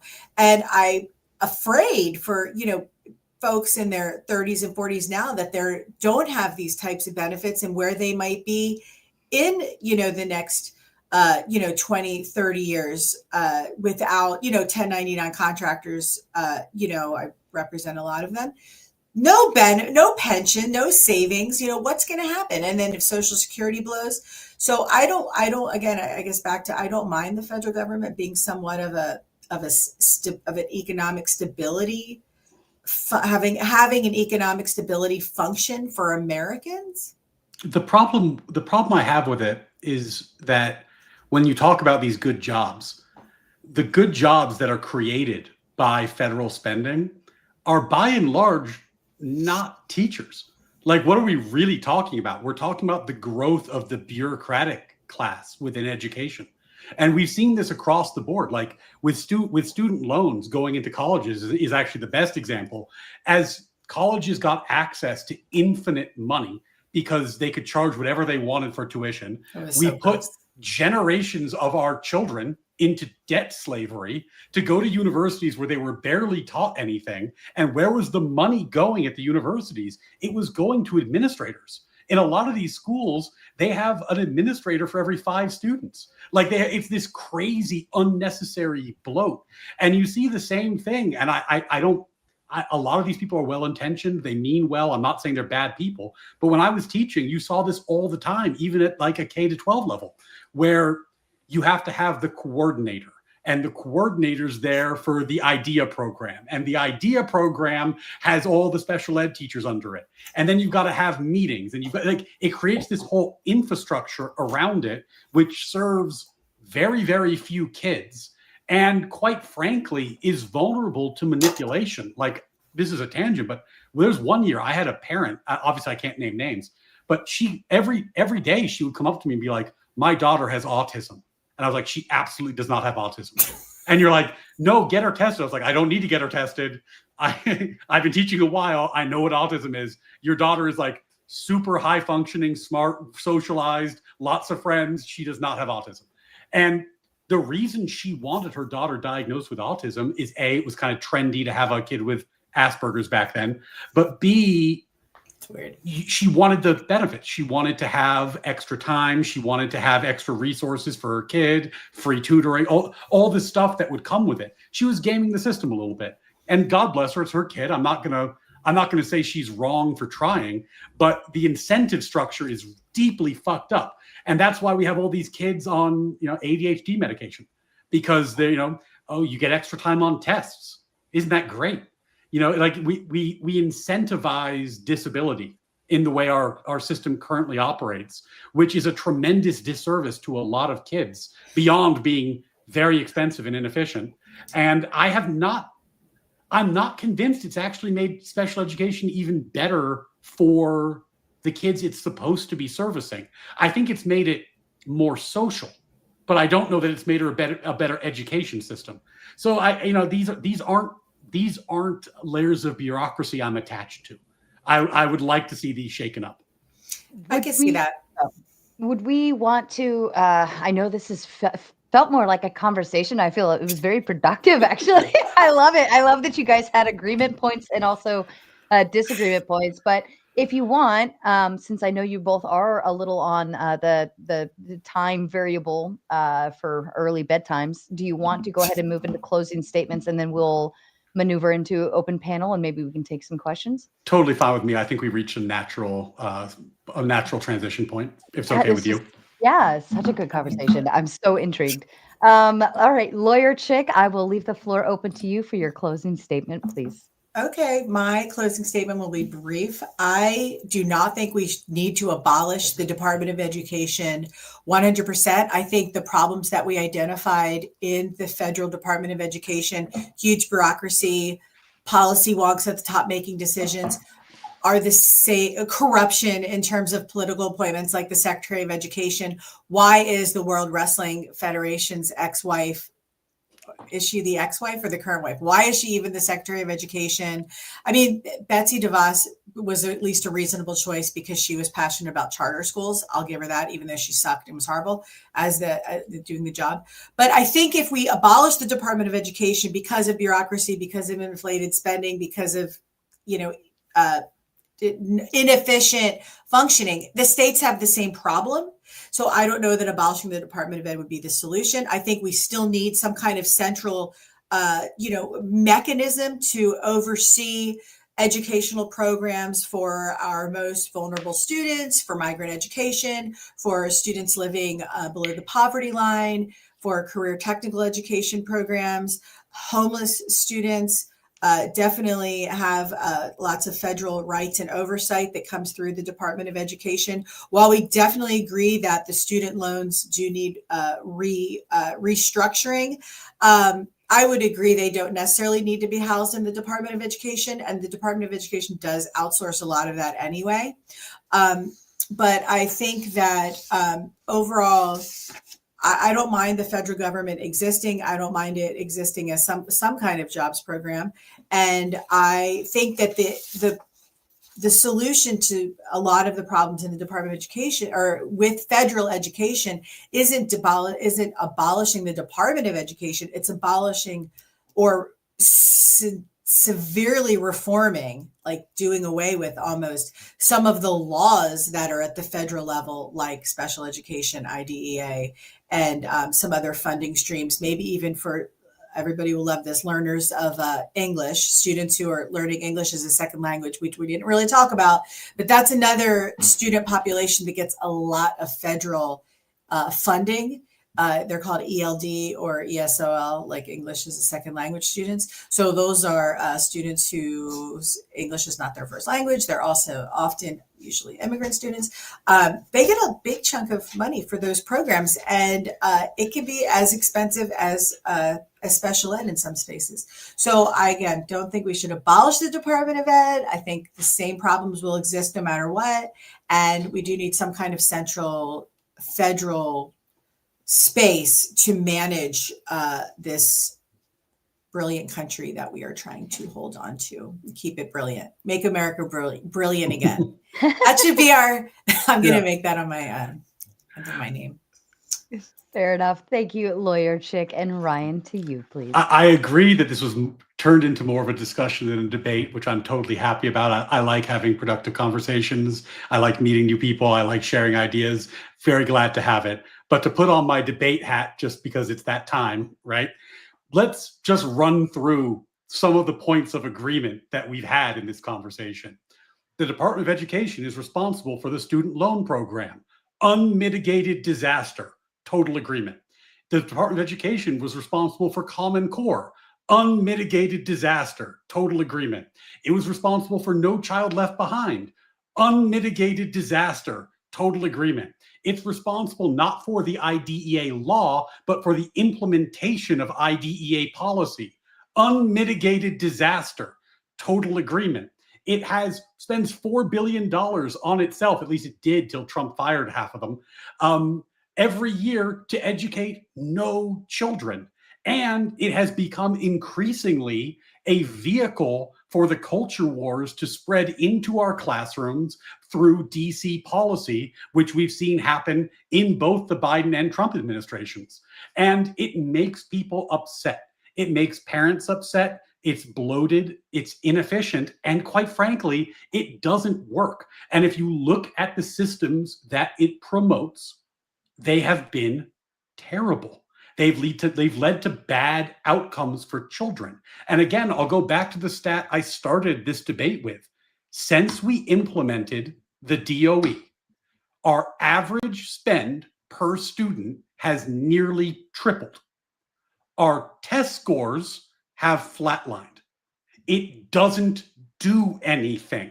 It doesn't make things better, but it does make things more expensive. It does make things more bureaucratic, and it does create the risk that one day you're going to wake up and find out that now the country was founded in 1619 and there's 37 genders. And then the next year it was founded in 1776 again and there's 2. And that probably aren't the kind of thing that should change every 4 years when a new president is elected. That's probably the side of thing that shouldn't be determined by national politics and who you vote for. That's the sort of thing that should be determined by people in their communities caring for their children. And I think ultimately, if you look at the DOE's track record and you just look and take a fair look at some of its greatest hits and say, what do teachers think about Common Core?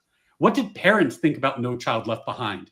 Did No Child Left Behind actually make our students better educated? The answer is no, because these policy wonks don't know what the fuck they're doing.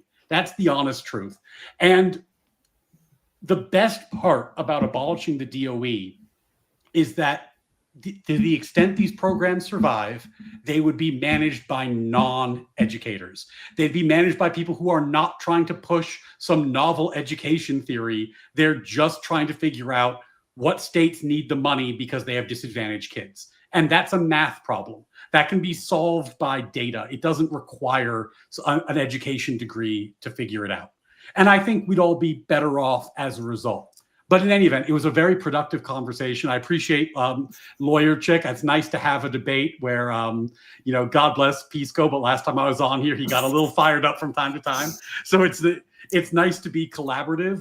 But I think that if you have a fair assessment, you look at the Trump plan to abolish the DOE, not through a partisan lens, but just through its own track record, you'll find that it's not as crazy a plan as you might think it is if you're coming to it from a lefty perspective. Okay. Yeah, my last debate was with Speakeasy. So this is like a breath of fresh air. And sunshine and rainbows and unicorns. I try to explain this to people because sometimes I do get nasty in these public debates, but I really do try to keep these very civil and above the belt as much as I can. I'm not above fighting back, but I certainly have had some clips where I get mean, but I would much prefer to have this kind of conversation than that kind of conversation if given the opportunity. That's true. I'm panel-verse adjacent. Yeah. See, everyone knows what the panel-verse is when we say panel-verse. Everybody gets it. Shout out. Also, if you would like to be part of the conversation, I currently have 4 backstage hanging out. If you want to join in to push back or agree or whatever you want to do. I know I've got probably one of each side coming in behind backstage right now. So I'm interested to see which direction it goes. But feel free to hit the link. It is officially in the chat. If you're watching over on Ryan's end or Lawyer Chick's end, they're welcome to drop the StreamYard link on their ends or just come over here and find it at the Raging Tomato. We got you. Kinetic Kel says, I'm broke. Someone help, please. Yes. Kinetic Kel officially hitting off the first dono goal of the evening. But we love our little Kel. She's our darling. Thank you so kindly. Screaming Beagle following the trend to send in another 10 to hit the goal. Thank you so kindly. And of course, Tom Carpenter stepping in with my favorite color to put on screen. Shout out to you. And I hope everyone sent tomatoes along the way Thank you. And Tom follows up with another 20 to say, no need for a Department of Education, just need funds management with simple rules for access to funds. Let local boards controlled by local communities do their jobs. You were clapping, Ryan. I think this was very in line with a degree of what you were saying earlier. He gives you big money. He agrees with my talking points. Carpenter Tom and me are clearly friends. This is going to work out, Carpenter. You're a good guy. Lawyer Chick, did you have any thoughts to add into that or disagree, agree? Yeah, actually, I'm just posting a Mark Twain quote that I could not remember. The famous Mark Twain quote about school boards is, in the first place, God made idiots. That was made for practice. Then he made school boards. Have you ever heard that? So like local school boards, I'm telling you, I've worked, those are some real locally, yokely, it could go either way. You know, my friend in Texas just had a 10 Commandments donated to her classroom. But you know what? Texas did have the common sense to reject Common Core. So, you know, and they rewrote all of their textbooks, right? But I think that I'd have to run down the numbers again because I don't have them written down. But I'm pretty sure that their data has been better than Common Core's data has been on average. Now, that's kind of a low bar because Common Core is such a disastrous program that if they spent an hour a day on the 10 Commandments and then like 7 hours a day doing something rational in their education system, they would easily beat Common Core. So yeah, that might not be a ringing endorsement, but I think it's I would be unsurprised if they topped it just because of how bad that rollout's been. Fair enough. Tom adds in again, I don't know, that government cheese in the 70s was pretty good. I don't know what the government cheese in the 70s was. Is that like Cheese Whiz or something? What are we talking about? The yellow. That's good old American. Cheese. Yeah. Yellow welfare cheese. If you're getting government government food, like it's I don't know, and reservations they call them just rations or commodities. That's what they call them on the res, commodities, government cheese. It's the yellow square. It's like yellow square American cheese, but it's a big ass block of it. I think that's what you're talking about, Carpenter Tom. Yeah, there's I can never pronounce it right. What is it called? Budae jjigae. It's a Korean stew, and it's hilarious because it was created during the Korean War when our rations were being dumped into Korea. So it's a Korean stew that has like Spam and American cheese in it. So that's what I always think of when you do government cheese. It's actually weirdly good, but it's a Korean recipe based off of American military rations and good old 70s government cheese. Yeah. That sounds nasty. It is what it is. But yeah, huge block of cheese. It's actually pretty good. Ooh, YTC sending love just for me to tell all of you I love you. Thanks for watching. And finally, my mom is in the chat and she said huge block of cheese. So I guess she knows what you're talking about as well. I love that your mom is Mama Tomato. Yeah, Mama Tomato, and then Dad. I don't see Dad in the chat yet, but Grumpy Tomato is my father. But yeah, huge fans of mine. They love. They should be very proud of you. They are. They really are. That's so cool. Like what kid calls their parents and says, "So I'm a YouTuber," and they're like, "That sounds great." Like, no, mine are just so ecstatic about it. I love it for sure. And then Carpenter, Tom Carpenter follows up with my second favorite color to put on screen. Thank you so kindly. We missed you, Tom. I hope you're feeling much better and on the mend. Says the number one reason our education system sucks is because they have as their primary focus something other than proper education. A quick perusal of major K through 12 journals makes this obvious. He is dead right. I didn't deep dive this because it's a little bit beyond our topic of the debate. This has more to do with teacher education training. And I will say teacher education training is a goddamn joke. Like you have no idea how easy it is and how ideologically based it is. Like, and to give you this example, I was in law school, I did really well. But before law school, I kind of didn't care about school.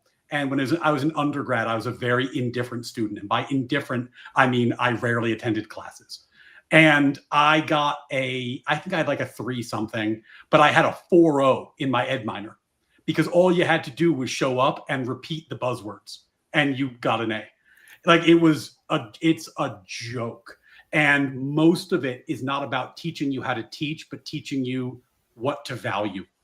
And that's a huge mistake, especially because one of the things we teach people to value now is the idea that every kid should go to college, which has never been true and fed our student loan debt, cheapened our collegiate institutions, and hollowed out our blue collar workers who we know we don't have a program like my sister lives in Germany and they have a system where kids are tracked and not everybody goes to college. A lot of kids are directed into the trades because they're going to have a better, more productive life. And it's not stigmatized the same way it is here. We don't need that system, but we need some other system. And Carpenter's right. Our system right now is, I think, charitably could be described as ideologically based rather than outcome based. And that's a problem. Do you think it's because people that go into education tend to be already of that ideology? I think that's part of it. I think it's a giant echo chamber. I think which is another issue with it. Like, I don't like when you were teaching, I ask this to teachers all the time. One thing I was told was that about IDEA, for example, was that inclusive teaching had no drawbacks.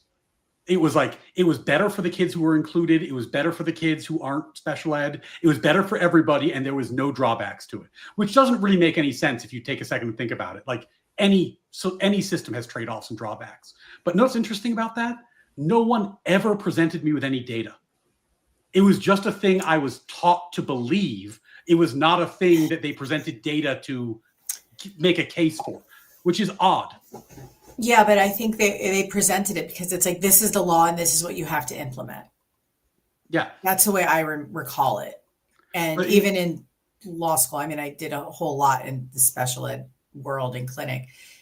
And I did a lot of work with education of incarcerated kids. That's really one of my jams. But I think the issue, isn't like, well, you could teach special ed this way and it'll work better. Right. There was never really a conversation about like how to teach them the best. It was just like, this is how you're mandated to teach because of the law.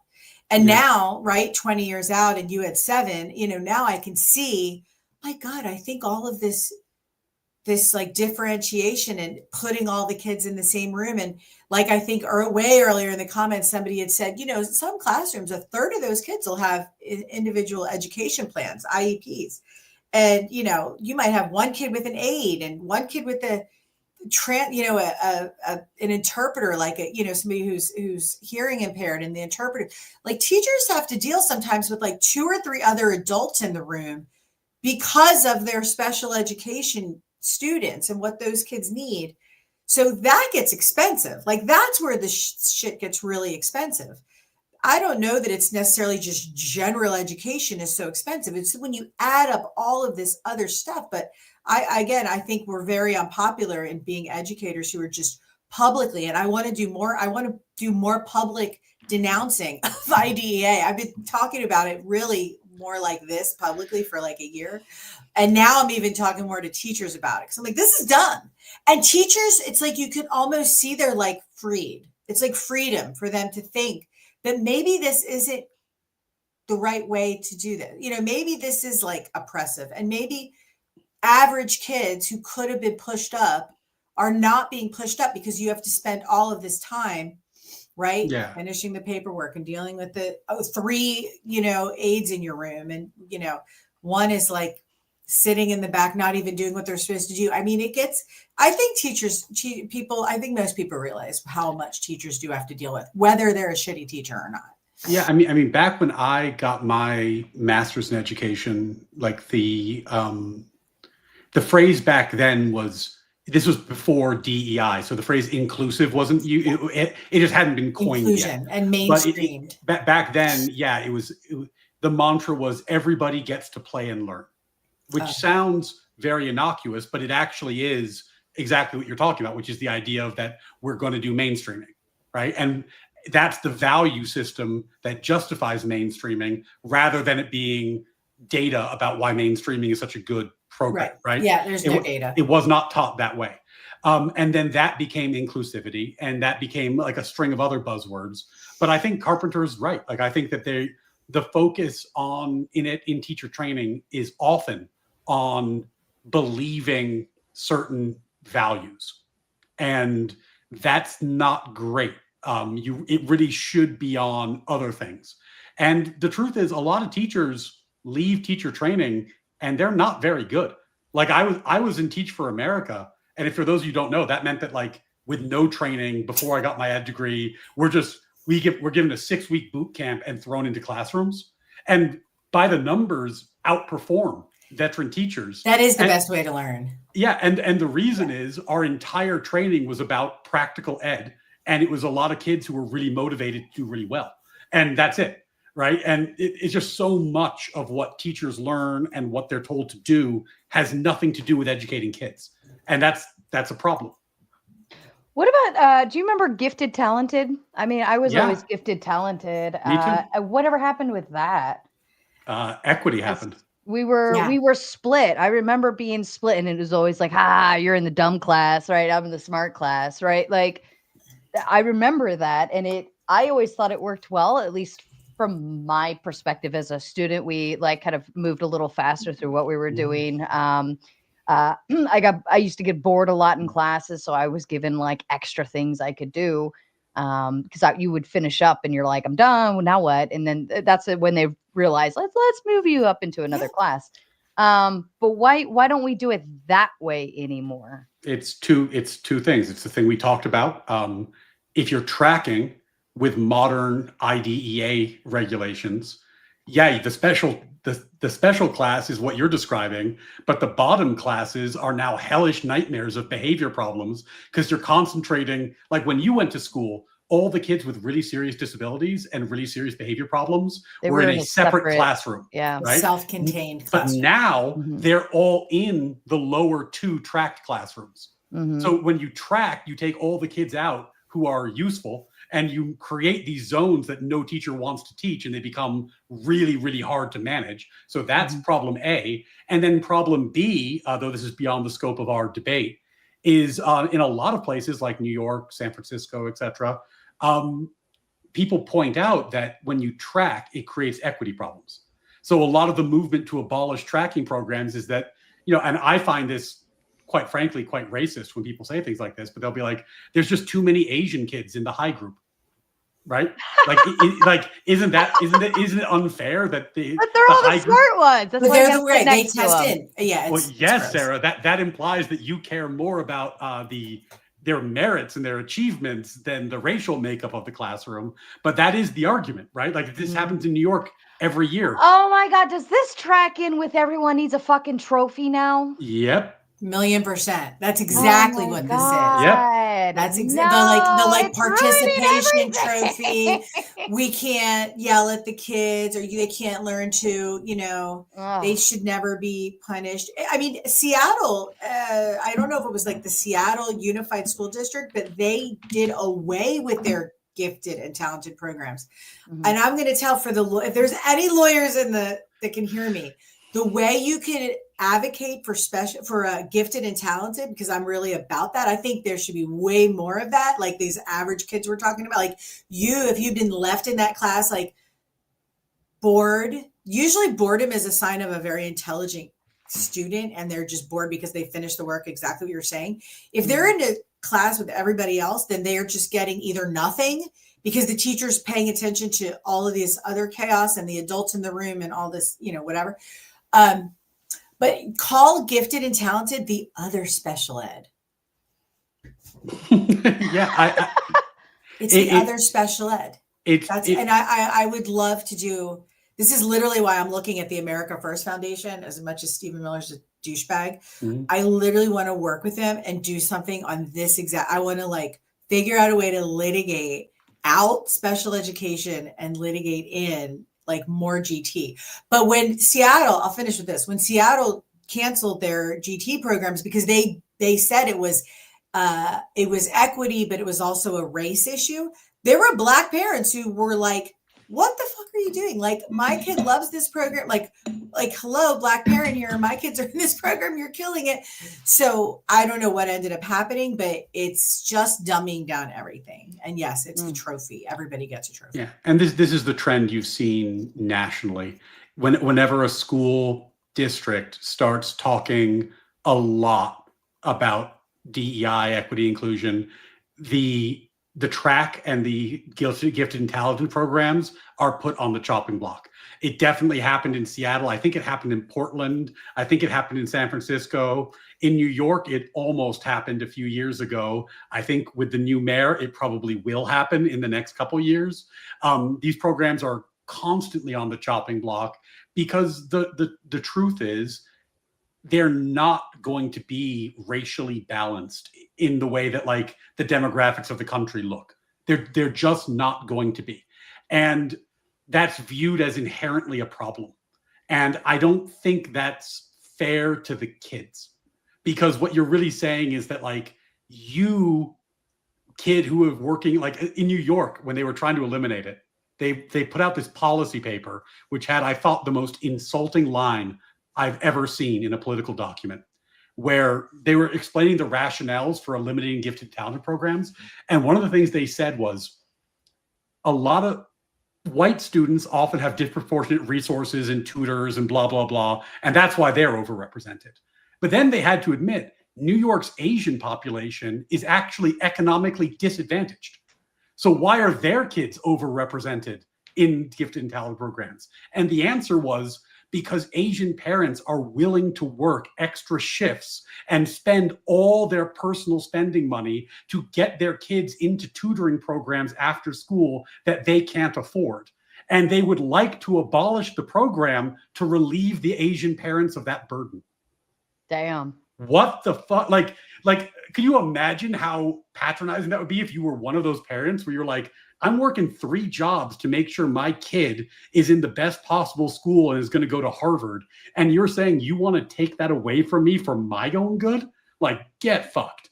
Like that, you know what I mean? Like, that's an unbelievably fucked up thing to say to a parent. So, you know, I think this is the sort of thing that makes people angry. Oh, well, I am interested to see what the panel has to say. I've got a lovely 4 back there, and I know they all are going to bring excellent points up to us. So let me go ahead and get us into panel mode, and let's have some fun. Here we go.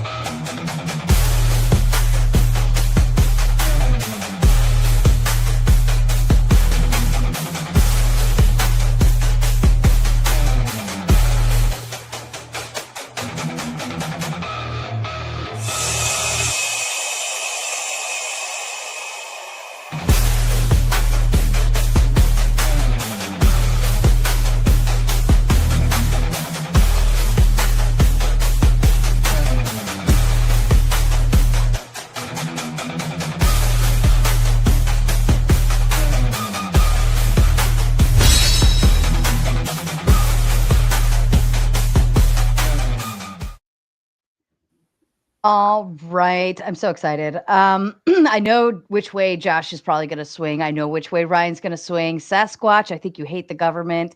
Clay probably hates the government. So I'd be interested to see which direction they go. However, I have officially opened up the gauntlet. So if you're watching over on the Raging Tomato side, please feel free to head on over to that side. If not, I'm going to drop the link in the chat here momentarily and set up the raid. We'll be heading over in that direction in 2 minutes, and Raging Tomato will shut down. All right, Joshua, you were waiting so patiently back there, first in line. So if you have something you want to kick in here, go for it. Can I make one pitch before Joshua? No, you cannot. I'm so sorry. You can talk when I'm done. You're welcome. All right. Fine, Joshua. So, lawyer chick, question for you. What? Of all of the arguments you could make, so I didn't hear the whole thing. I heard one argument where I went, holy Jesus, this is a bad argument. This is the argument of someone. So why are you justifying DOE as a fucking jobs program? That's like the most offensive use of tax dollars. You're saying we need to create because we need janitors? That's fucking stupid. By the way, I want to point something out because I might be misconstrued as being too harsh. The way I show respect is by engaging with people's arguments. Not everybody feels the same way. All right, Ryan, you're allowed to speak now. Good Ryan or bad Ask Ryan? me a question. I'll respecting me. Yeah. I'll give Elsie time to come up with her brilliant response. My pitch, to the extent I said anything that you find interesting or you think you fucking hate me and you just want to tell me what an asshole I am, my baby YouTube channel is like 90 subs away from monetization. So come by, tell me how smart or what an idiot I am, and I'd certainly appreciate it. And with that, Elsie, I leave you to give your biting rebuttal. Congratulations on that. When I say jobs program, I don't mean everybody gets a job like Cuba style, right? That's not what I'm saying. What I'm saying is I don't mind that my federal tax dollars go to employ fellow Americans. I don't have a problem with that. And I don't mind, wait, let me finish. I don't mind that they're good jobs. I don't mind that they come with benefits. I don't mind that they come with a pension. I don't mind that they have health insurance. I don't mind that it's a livable fucking wage. Like, why should I be mad? We all pay, look at your federal taxes. You pay like 30% of your, tax dollars. I'd rather have that go to parks, and to employ my neighbors who are going to put money back into whatever economy. And also I'd rather have these jobs be in my local schools, in my local, government, wherever it's funded. That's just my opinion. So again, I'm not talking about like a communist style jobs program where it's like, just line up and get a job no matter what you're qualified for. That's not what I'm saying. What I'm saying is I don't mind the federal government employing lots and lots of people and, that my taxes subsidize that. It doesn't bother me. What do you want your tax dollars to I do. Why the hell should we pay people just because we say, no, that's where it's a jobs program. So you're saying it's a baby jobs program. So it's for the janitors. It's okay. The first year I ever made real money. Now I grew up making $4.75 an hour at my first job doing manual labor. Gives you an idea how old I am. It was legal at the time. I wrote a check for $53,000 to the IRS the first year I made money. I love this country. Glad to pay my taxes. But people who say, let's just spend tax dollars because I just assume spend them and other logics, you're making these moral arguments about why this is good spending versus bad spending, don't typically understand economics, or you wouldn't be for the spending on it. So it's a bad argument. You've got way better arguments if you think your point is defensible. I write massive checks every year from my law firm for taxes. Okay, so I completely understand the economics of this. Like, it's not no. What other people have things to say. There's another Ryan here too. I can beat you up some more if everyone. There sure is. Well, before anybody else jumps in, I'm officially going to remove over on the Raging Tomatoes side. I'm going to shut that one down. So if you haven't already made your way over to the Gauntlet, either catch the raid over or follow the link that I've put in the chat. If you know where you're going, head on over. We'll catch you on the other side. Okay, I'll leave it back to you guys. I mean, the government only ever shifts money around in a leaky bucket, right? That's just how it goes. So, when you spend money, federal money on these things, you just end up with bloated inefficiency. And I guess, like Joshua, I'm with you. I don't think that the job disappears if the federal government stops being the source of money. I think the job is there because somebody needs the job. Typically, the only jobs that might disappear are the bureaucrats. And we have a bloated bureaucracy in our education system, and it's dragging the whole thing down. And if those are the jobs that get cut, I'm delighted because they're not helping. Okay. So I want to speak a little bit about a couple things. So, well, number one, I was just looking into this. Apparently, the Department of Education does not require states to use Common Core, and several states don't. And so that was a weird angle to focus a lot on. What do you mean by what do you mean by require? There's literally a law that DOE is not allowed to mandate that states use Common Core. They're not allowed to mandate it because they don't have constitutional authority to dictate educational policy. Yeah. So what they did is they incentivized states to do it by issuing, I think it was called a race to the top. Basically, they said that there's this pile of grant money, and the only way that you can qualify for the grant money is if you adopt Common Core. almost every state capitulated because they wanted the grant money. And I did say during the debate, there are states like Texas that opted out and had better results. But that does mean that you need politicians who are able to resist a pile of federal money, which normally makes you vulnerable in local elections. Sure. So I can understand that there's incentive to implement Common Core. I understand there's a lot of people who feel very negatively about Common Core, parents especially, and also a lot of teachers. I kind of wanted to speak to my experience with Common Core as like I did some math tutoring in college. I worked at the Mathnasium, and we used a kind of Common Core type math program. And you kind of talked about this idea of like them banning or like blocking people from memorizing the algorithm or whatever for lining numbers up. I never saw any of that. We used tricks like that, but what we focused on was strategies that helped kids understand why those tricks worked, like why those algorithms worked, rather than just memorizing a raw algorithm that then they couldn't do without pen and paper. The other students who actually engaged in the strategies behind those algorithms, they were able to do this math in their head. So that doesn't seem like a bad thing necessarily, but I do think there's a lot of we lean on a lot of hatred of Common Core just because a lot of people struggle with it not being like it was when they grew up, like math is being taught differently. But I mean, I guess we can argue about the results. I can speak to that because obviously I was not raised on Common Core. I was raised on memorization, lining the numbers up to do math, so on and so forth. By the way.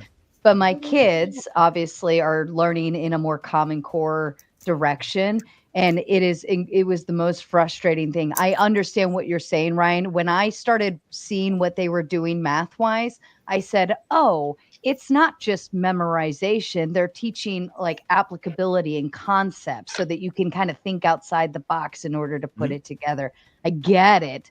But at the same time, when I showed my kids my way and how to do it, because I was like, fuck this, whatever you're doing, fuck this. And I showed them my way.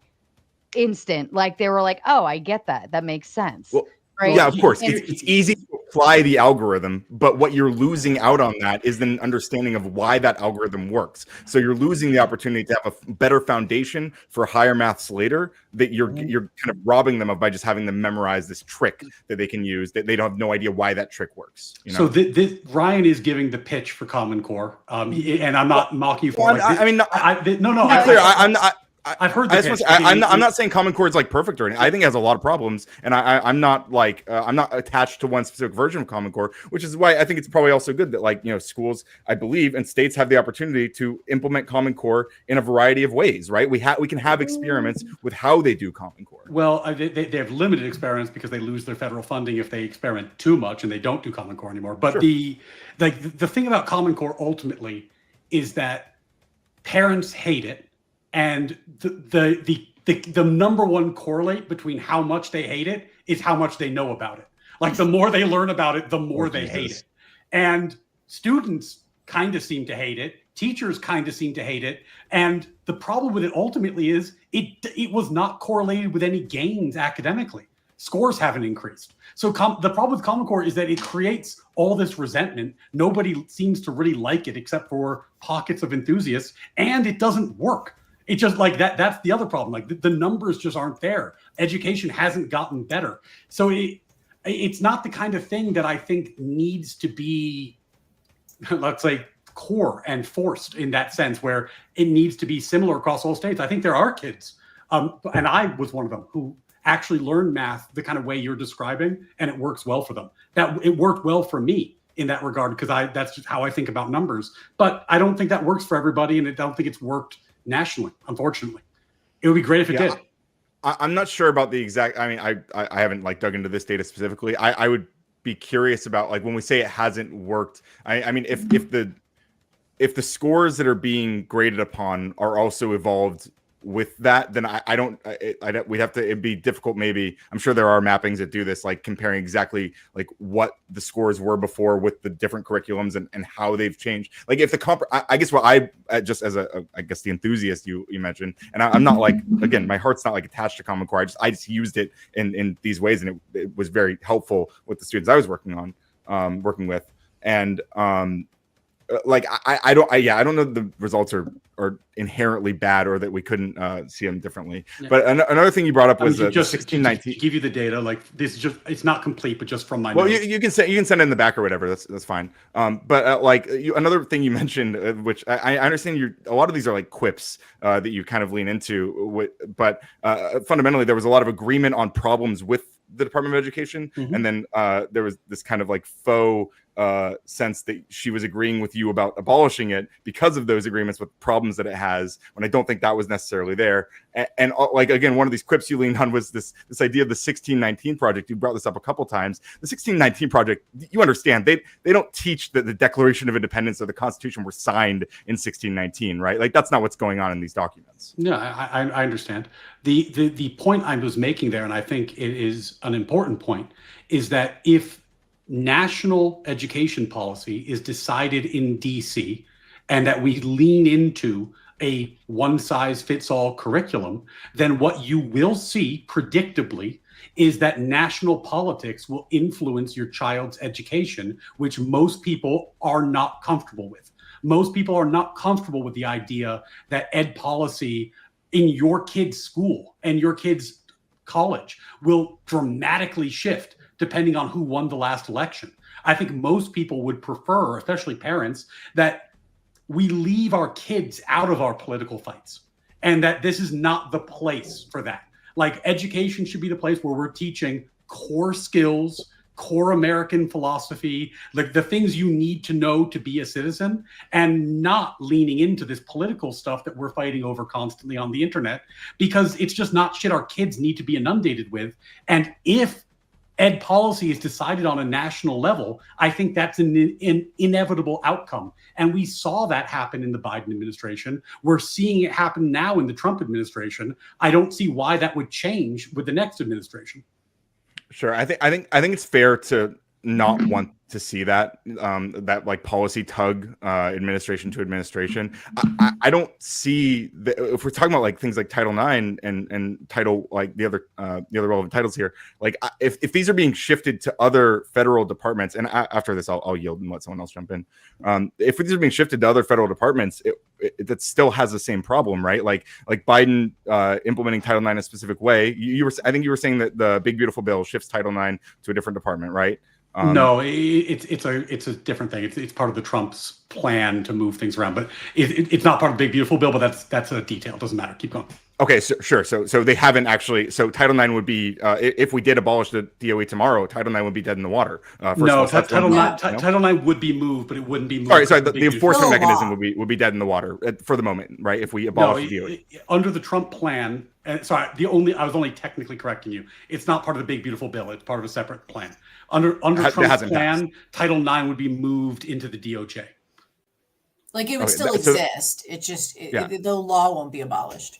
Well, I guess again that doesn't address the whole, like what you're talking about, the political sway of like Biden could then just use the DOJ to enforce Title IX the way he did with transgender children, which was struck down before Trump came into office, right? It's not a perfect solution. It's just a necessary first step. Well, it's not perfect. It's that it has nothing to do with abolishing the argument you made relevant to Title IX and the political whims. It's completely agnostic to whether or not the Department of Education exists, right? Like the political winds changing.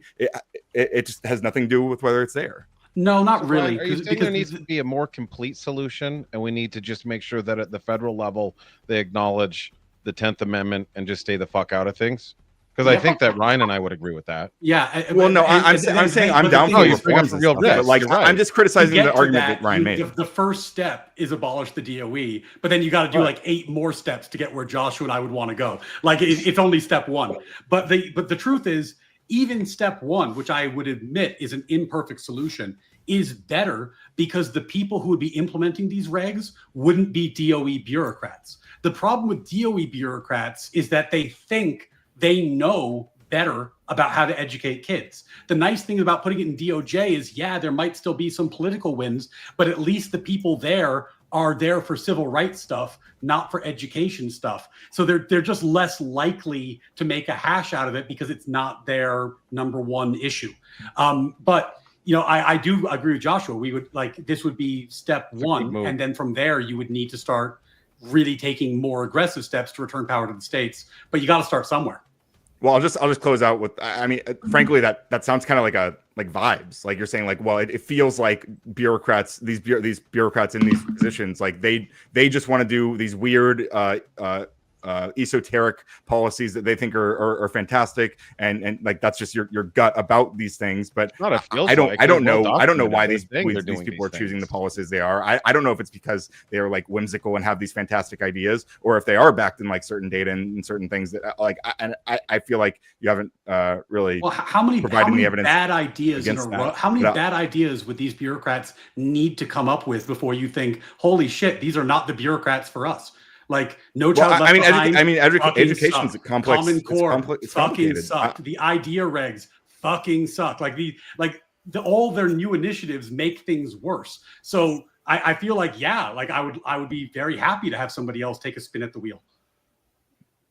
I'll let Duck go, but I'm not convinced that all these things that you mentioned. I agree, all these things have like problems that are imperfect, but the idea, like, I feel like the language here is very loaded, that they're all catastrophic disasters, that these programs are all making everything worse, and I feel like it's all kind of loaded so that it makes your position feel stronger than it actually is. But I'll yield to Duck. Well, Ryan, man, it's so funny. We had a debate with two teachers, and we disagree on our prescription, but we both agree that these programs are catastrophic. So I'm not sure what you're saying, buddy. That's fine. But like, if I brought up a teacher who disagreed with you, then we couldn't make that argument anymore, right? Which I guarantee there are. So I'm just. All I'm saying is, we're making arguments based off the data these programs created, which is miserable, our own experience in teaching, and these being miserable, and the misery it created in the communities that we served. You're basing your argument off, as far as I can tell, fucking nothing, and yet you accuse me of making a vibes-based argument. I think you're projecting, buddy. Both things can be true, right? Your gut feeling about those policies and your own personal anecdotal experience doesn't contradict everybody else's. Right? Common Core and No Child Left Behind were so good. I'm not saying that they were amazing. I'm saying they were imperfect. Who's being vibes-based, Ryan? Like, come the fuck on. I think we both are, and I'm just actually honest about it, and you're not. But go ahead, Doug. Well, let me ask what's the you, literacy Ryan, rate?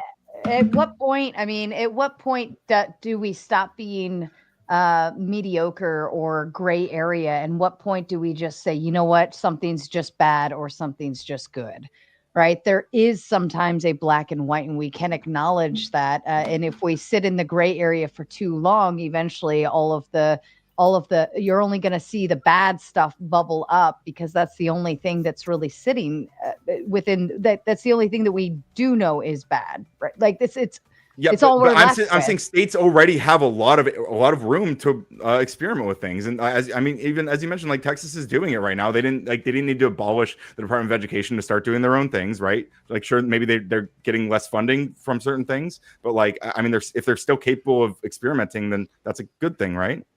By certain things, you need the federal government.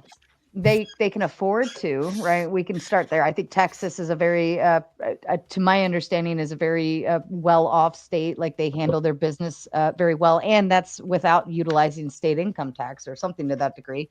So if they're able to do it, it's because they financially position themselves with their own leverage that they can afford to do it. Not all, like Delaware. I know Delaware is a shithole.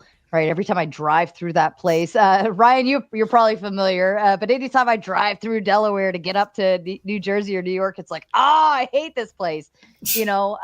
but like even your southern states, I think Georgia is like really underwater on a lot of things in their systems. They can't afford to say no. They can't afford to experiment. They can't afford those capabilities. So maybe if the federal government kind of forced that hand and just said, here, we're gonna give you money, figure it out, right? Maybe they can do it that way. Or just cut down on the insane bloat that comes with these federal programs. Like what the DOE's really done is created a bureaucracy within our universities that's funded by putting our kids in tax debt, by massively increasing the price of universities, by subsidizing demand completely unnecessarily. It's created massive bloat on the state levels, because now, you know, every state has to defend these IDEA lawsuits, which, as I was saying, in New York City is like a $600 million a year line item. And that's not even teaching. That's just the litigation aspect of it. So what these things do is they make education incredibly expensive and incredibly cumbersome. And it's not really that complicated. When you stack, as I think Lawyer Chick put it well, you already have inefficient bureaucracies in a lot of these states. And then you stack another inefficient bureaucracy on top of it. And then you wonder, holy shit, why is things so inefficient? So Ryan, this might be a conversation you're interested in having. So, when you position education as a bureaucracy, to me, my opinion is you lose a lot of the richness of what education is. And it's not meant to romanticize a concept, kind of the same way we do with John Locke or any of the early founding fathers thought.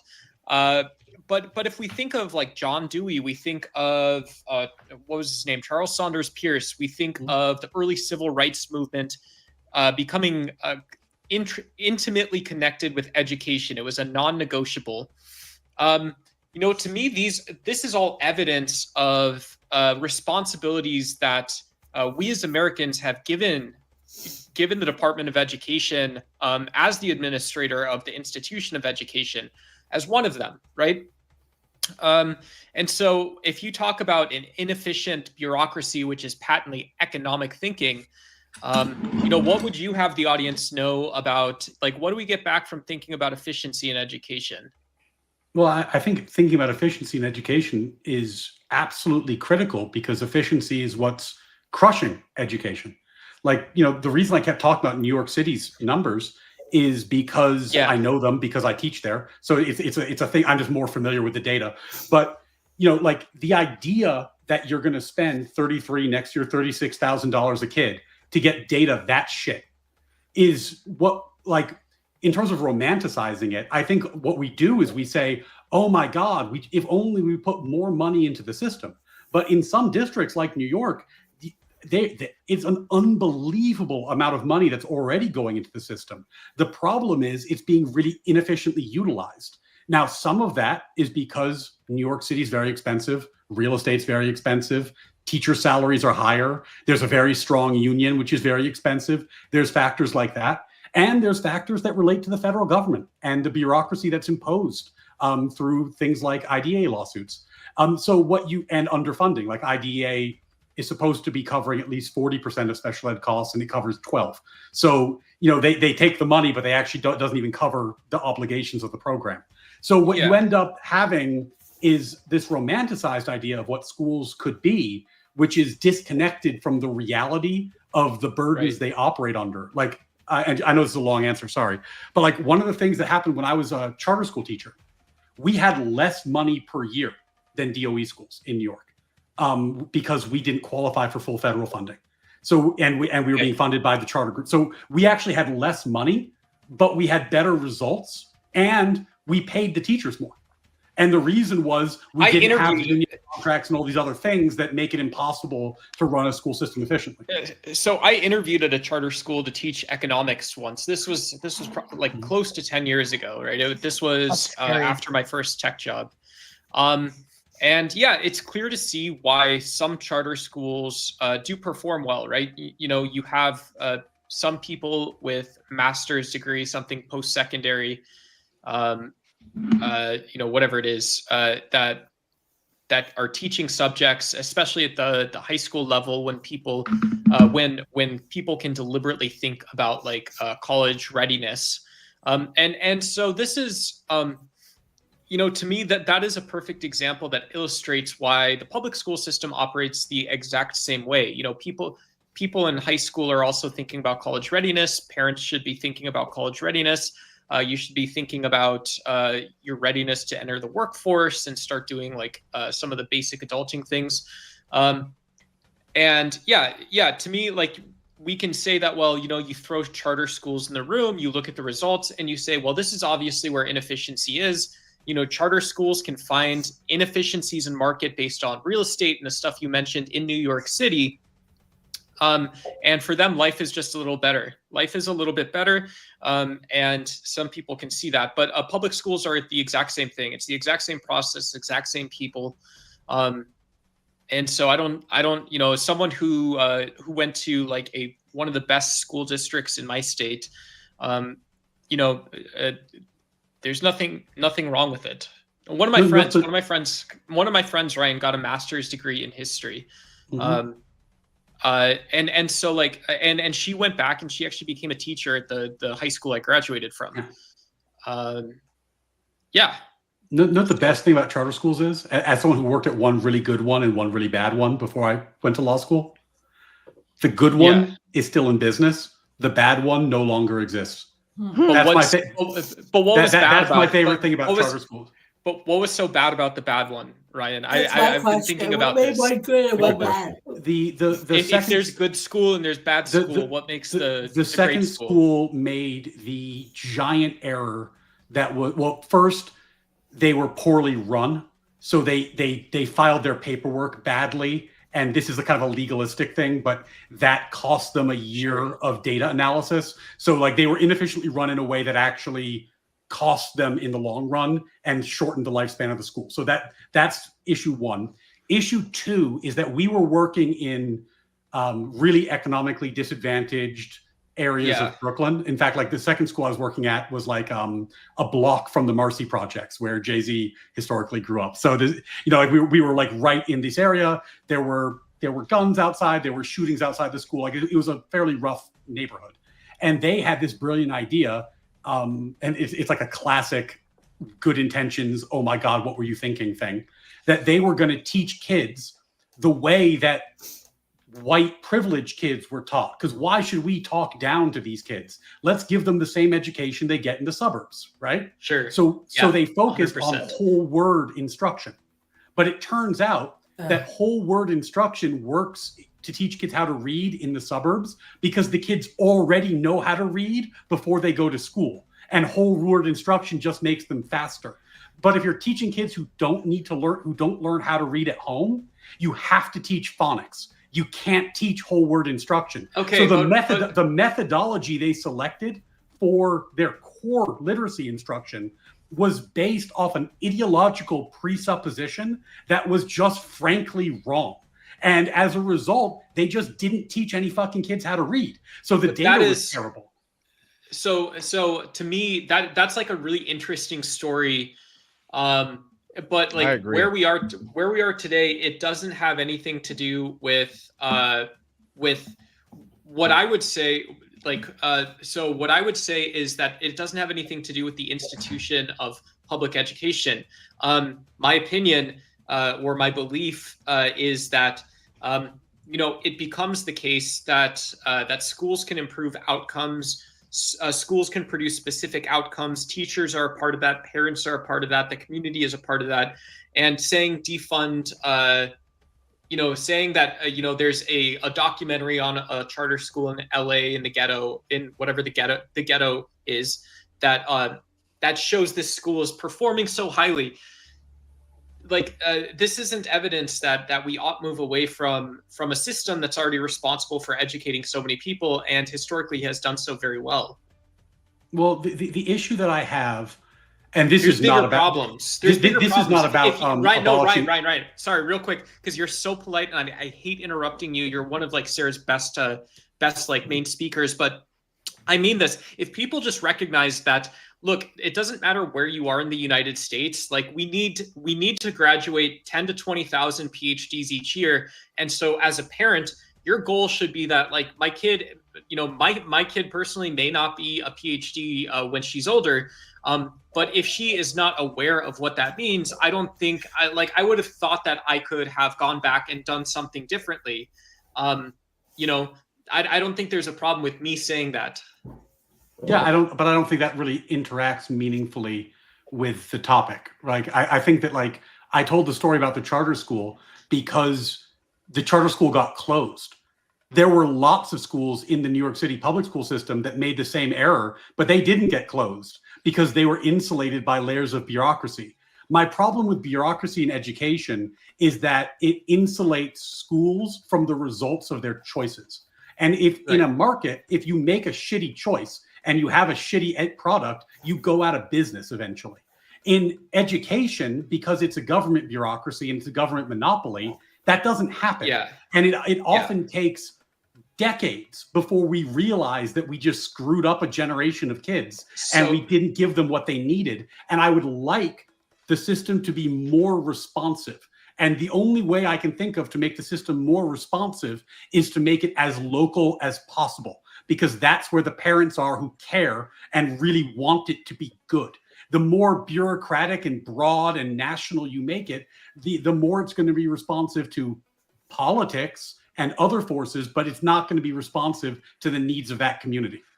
Speaking of teaching people, allow Tom Carpenter to be your teacher, teaching you how to donate appropriately and what we like to see on screen, as he sends yet another beautiful red color to put up here. Tom says, happy Thanksgiving to the Tomato Clan.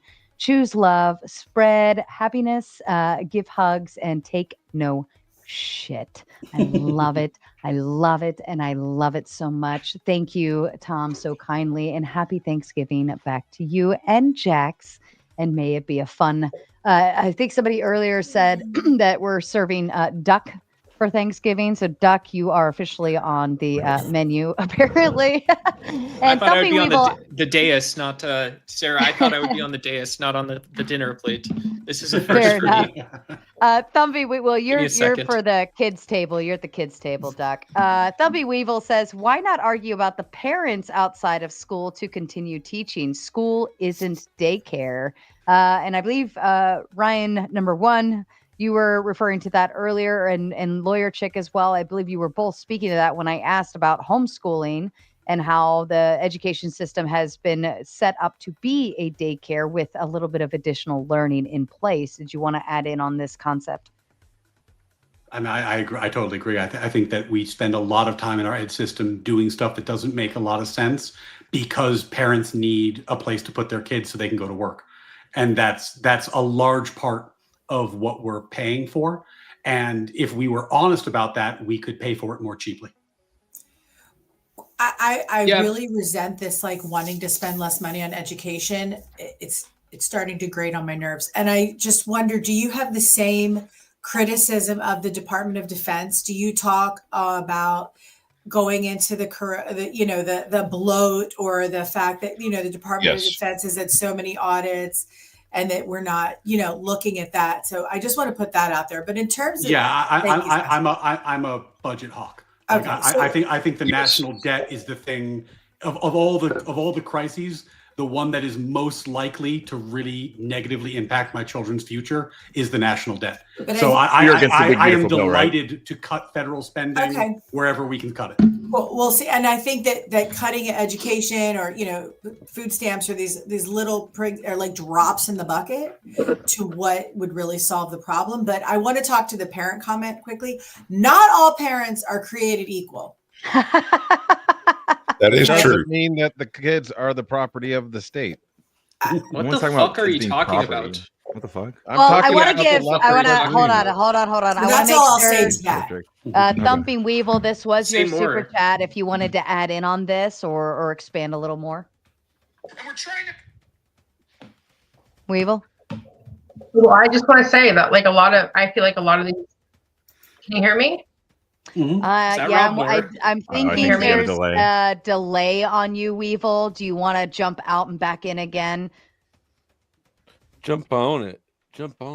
Yeah, Like there's a pogo definitely stick. There's definitely a delay. I don't see it as like necessarily try a that bad real quick. thing Hold on. that like public schools are also like kind of serve as a practical daycare. I mean, daycare is extremely expensive, and I don't see that as necessarily. I mean, fair enough. Like, we could be more clear that that's part of it. I don't know who's like beating around the bush and saying it, like arguing that it's not in some part serving as a daycare. I don't know who's arguing that, but I mean, yeah, I don't think that's a bad thing at all. I'll join the socialist on that one. But what if parents? I've got a question. I got a question for Lawyer Chick, and maybe Ryan has ideas on this too. Maybe Ryan thinks about this. So, what if I were to say that, look, some parents are really passionate about education. This affirms your point that not all parents are the same or equal, whatever it was. But it's also the case that some parents will look into advancing their own children's education in the technical sense, and they'll realize they are putting their head in someone else's business or it feels like it's not a match, it's not a fit, it's sort of wobbly. And so it seems to me that, like, if you look under the surface of our human nature, or what we do in society, it doesn't mean a whole lot to say that not all parents are the same or not all parents are equal. It seems more to me that, like, look, some parents, myself included, when I was a new dad, needed to learn how to go fuck myself. That was the core skill of being a parent. I don't know what do you mean by that? What do you mean? So if I don't know something, or I'm not equipped to handle a situation, is it the case that there's a way to solve it, or is it the case that I need to be more critical of myself? I educate myself, go sir. fuck myself. Yeah, I do that. I go educate myself. I get involved in whatever the issue is. Something else. Oh, I understand. I understand. About it. No, and when I say not all parents are created equal, I mean not that not all parents know or as skilled. Some parents really aren't involved, and some parents really let their kids raise them. And so, you know, all parent. I mean, I don't have to tell you all, you're all probably parents. Parents are different across the gamut. So to say, well, parents really care about their local schools. I mean, when Michelle Rhee came into Washington, D.C. and was shutting down schools, parents were begging for the schools to stay open. They wanted neighborhood schools. And Michelle Rhee, who was the very, very controversial chancellor of the D.C. public schools for a few years, I remember her making a speech and saying, these parents should want a new school. They should want us to shut down these schools and make better schools. That's what they should want. And it's like, who the hell are you coming into a city you've never lived and telling parents what they want and shutting down their neighborhood schools? And these parents were like fighting to keep these schools open. So not, you know, the parent, I mean, we should listen to parents, of course, but not all parents are the same in terms of how they advocate, what they want, how informed they are, how ready they were to even have values are different. Place. But this is old. This is new. Let me do a sound check real quick, Duck. Thumping Weevil, can you hear me? If you can hear, yeah, I can hear you, but it seems like it's glitching on my end. Yeah, there's another delay. I want you to jump back out, do a whole refresh or something, and then try to come back. It's completely delayed. There's like a whole 10 seconds in between. So let's go ahead and we'll try it again. It's my end. I'm sorry. That's okay. Yeah. It's okay. It happens. All right, try again. Ryan. Yeah, Ryan. Jesus. Yeah, I know. What did I do? Jesus.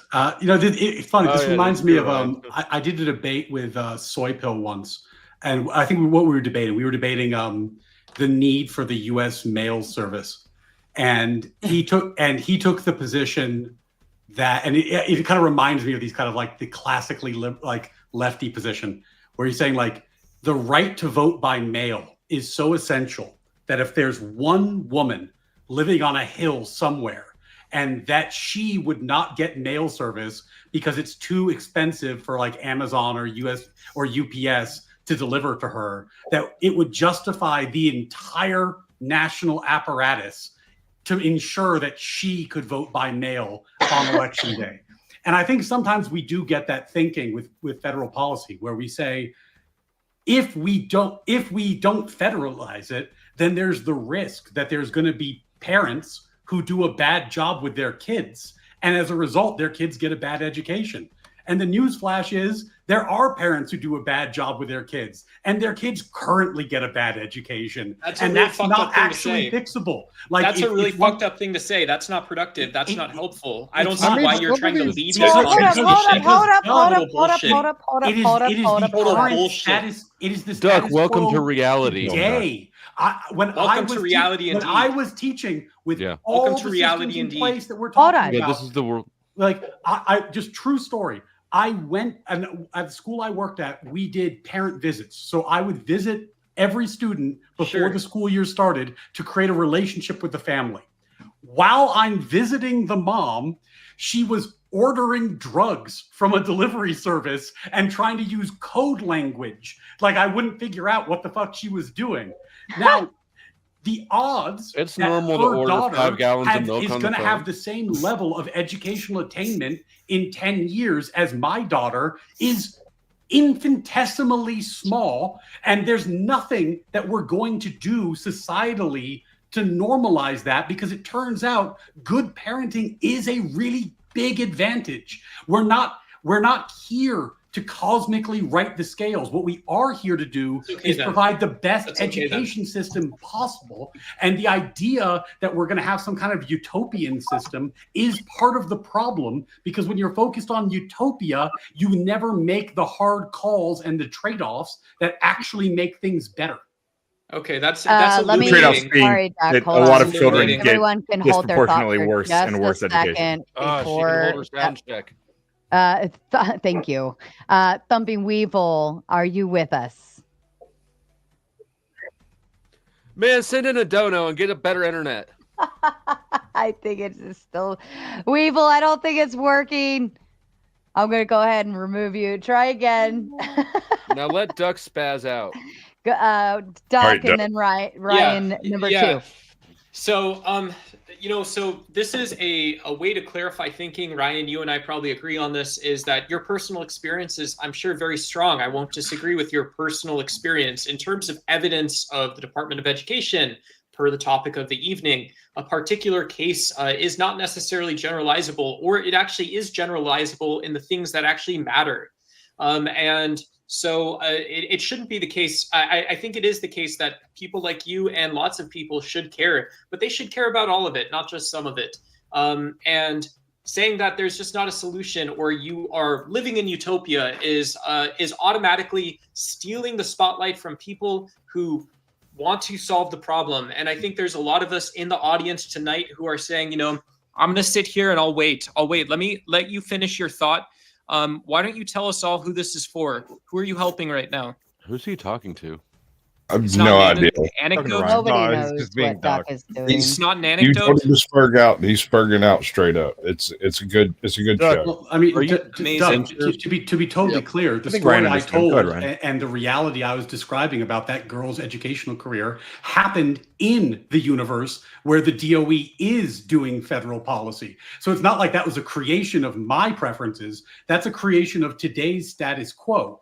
Now, the reality is that in order to fix a system, you have to be critical of it. If your baseline assumption is we can in no way modify or take away the parts that don't work, then you're never going to make the system better. And recognizing that some of this shit doesn't work is an important first step. But if anecdotes don't move you, Duck, I'll refer you back to the data I cited, which is that since we have implemented the DOE, our national educational markers have been flat, but our spending per student has nearly tripled.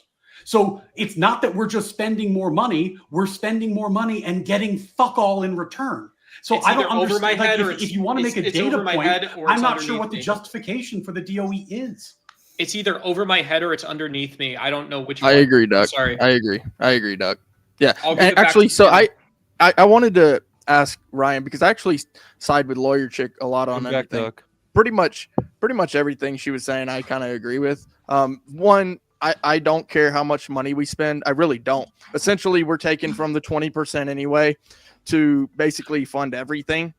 Essentially, like, I don't believe you're in the 20%. I know I'm not. I don't believe anybody on this panel is in the 20%. You don't think we're taking from the middle class? Like, for real, let's be real, okay? We're Yeah, taking from the 20% to I fund think this. most of it comes from the middle class. Yeah, I would say that most of it comes from the 20%. Okay. What's the So rich. 20%? I would, talk about well, the first of all, wealthy. just to be totally clear, just not trying to be an asshole, but I am a practicing attorney, so I'm not trying to pretend that I'm that's like fair. that I'm That's broke. fair. I'm definitely not. I But mean, that's fair. yeah, I'm just not trying to be an asshole. We but are now accepting all donations, Yeah, especially from rich lawyers. You know, I take I'm a retainer as practicing donation. attorney, You and I can just make what be. practicing Thank you attorneys for your make, money. so, yeah, Thank but you for your the money. point, the more You important point. realize you're paying for protection, right? Yeah. From us. What We I'm- are the mob. Actually, what I'm saying to you, Clay, is that you're wrong about who pays, because when the Really? government deficit spends and they print money and they inflate the deficit, what that does is it creates inflation, and inflation is a tax on people who cannot put their money in inflation-proof assets. So the thing about the wealthy is that they're going to put their money in stocks and real estate, And when inflation hits, that shit goes through the roof, which is why people are pointing out, oh my God, the stock market going up doesn't seem to have any relation to the economy. They're right, because when inflation happens, the stocks become more valuable, not because they're more valuable, but because your dollars are worth less. That doesn't change the tax bracket and where the money comes from. It still comes from the 20%. You just don't realize it still comes from the 20%. No, Britt, does it not? Listen to what he's saying. You missed it. Go ahead. The issue with deficit spending, just to lay it out again, is that deficit spending creates inflation, and inflation fucks over people who are living paycheck to paycheck primarily. People who have money and have financial planning and can save are able to navigate inflation in a better way. The people who are fucked over by deficit spending are specifically the people who think they aren't paying any taxes. They're getting absolutely fucked by a secret tax that they don't even see, but when they go to the grocery store, they suddenly feel. So don't think it's me. Don't think it's the 20% who's paying. It is absolutely the working man who is paying for our bloated government spending. Okay. They're getting ass raped, and they don't even know it. I'll grant you that, yes, Harris whatever, the 80% is paying taxes, but the majority comes from that upper 20%, right? I mean, if you're talking about tax dollars in, I agree with you. But what I'm saying is that when you say it's just the 20%, I think you're missing the part where, you know, your dollar doesn't spend the way it used to. Like I had this crazy experience, man. I went and I looked at the house my mom had when I was growing up, and I was like, I wonder about that house, right? Because I knew what she paid for it, right? And this was in 1990. Shit is worth over double what it used to be. Is that the real estate market going up? Okay, so you're explaining inflation to me. What you're not doing is telling me why you shouldn't pay for protection. I do pay for protection.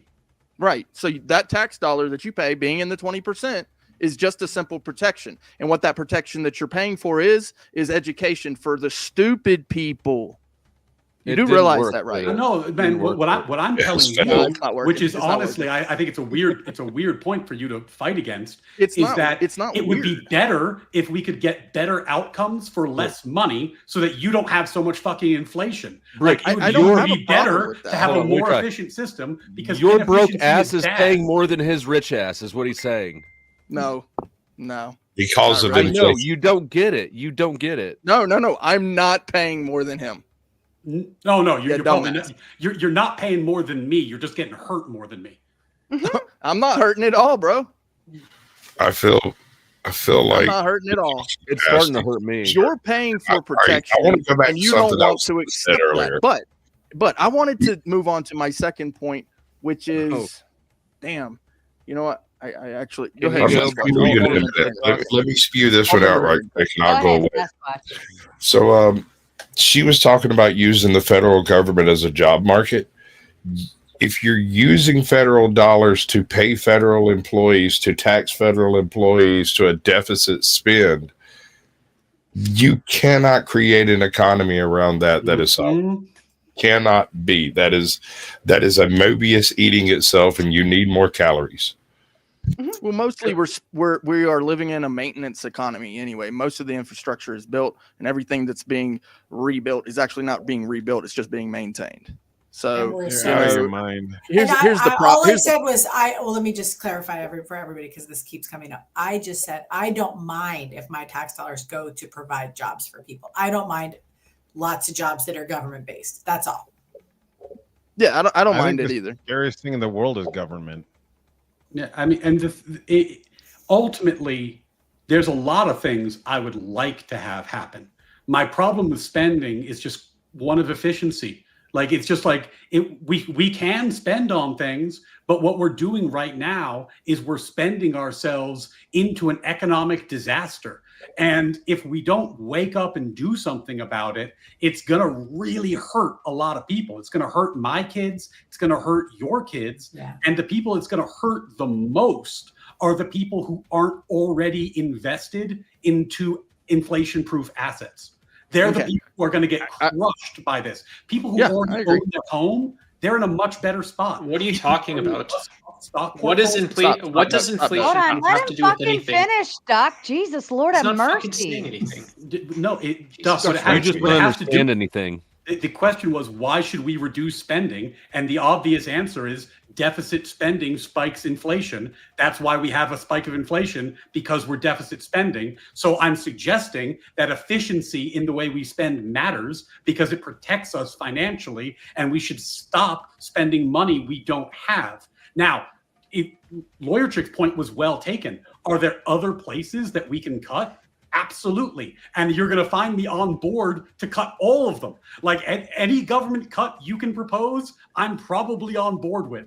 But when we're having a conversation about ed spending, ed is not immune from that conversation. I'm not trying to hurt kids, but I do think we can do it more efficiently than we're doing it. I wanted to point something out before it was that you cut me off. When I said I don't care how much spending, and then we got into this other point, I was actually going to say as long as they're doing their job correctly, right? So if I hire on a contractor, and this is all I see the government as, they are just simply a contractor to me. I hired them on to do a job, and that job is oversight. That job of the Fed is to oversee the state to make sure that they are doing their jobs correctly. Sometimes I feel like fighting you. No, just right in the street, right? Fight me. Okay. But as far as the Fed goes, I don't care how much money they spend as long as they do their job correctly. So I agree with you that efficiency is what's important here. Now, I don't know if you're for rule of law or not, but it seems that whenever it comes to the Department of Education, essentially their biggest role is to ensure civil rights. That is their biggest role. And when you say, I would rather the DOJ do that, now what you're doing is you're actually policing the schools, which is even worse. Did you say DOJ? Yeah, I disagree. I mean, they do some civil rights work. I wouldn't call it the majority of what they do. Like by dollars, what they do is they finance student debt. That's what the Department of Education does the most by dollar count. So I'm not sure what you mean. That's what they do the most of. Civil rights? It is a thing they do, but it's Student a thing. loans. Yes, student loans. It's a thing that I think DOJ lawyers, in terms of civil rights, would be better at because they're DOJ lawyers and they do civil rights work rather than educational bureaucrats with fucked up priorities. Well, it's educational lawyers that are working in the Department of Education. They're still attorneys in the Department of Civil Rights. But we were talking about efficiency, right? Like he's saying he doesn't care what it costs as long as they do the job right. Well, the DOJ currently costs like $4 billion a year. What if it cost $100 billion a year? Would that be okay? 200 billion, a trillion? Obviously at a certain point you're going to say, holy shit! If it's going to cost that much, they're not doing their job correctly. How do you? Why? That doesn't make any sense. Your argument is stupid. No, what do you mean? You said you don't care what it costs as long as they're not right. If they're not doing their job correctly, that means they're spending over what a budget that I gave them. So you do care about how much they spend. You do care how much they spend.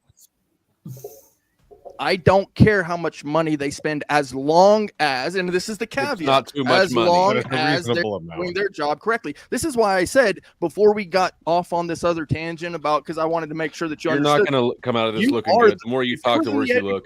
You are just funding your protection, sir.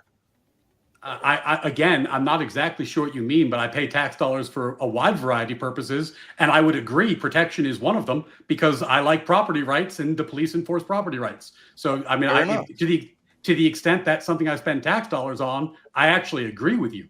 But yeah, you like rule of law, and you don't want anarchy nuts trying to take over a country and being like I'm not sure how that relates to DOE policy, but sure. So essentially, I have before we test how thumping Weevil's internet is now. I want to ask Ryan, when you say that you said earlier that the scores since the DOE's introduction have flatlined, can you tell me specifically like what data you're citing for that? Sure. And unfortunately, by the way, I'm gonna have to drop in the near future because it's getting a little bit late for me. But hold on, let me scroll up my notes. Usually the data is state-based. I was looking at I want to be precise. I was looking at the National Assessment of Educational Progress called the NAEP Long-Term Trend Assessment from which was they run it. over time, and I was looking at reading and math scores. And Okay, perfect. I don't think they've.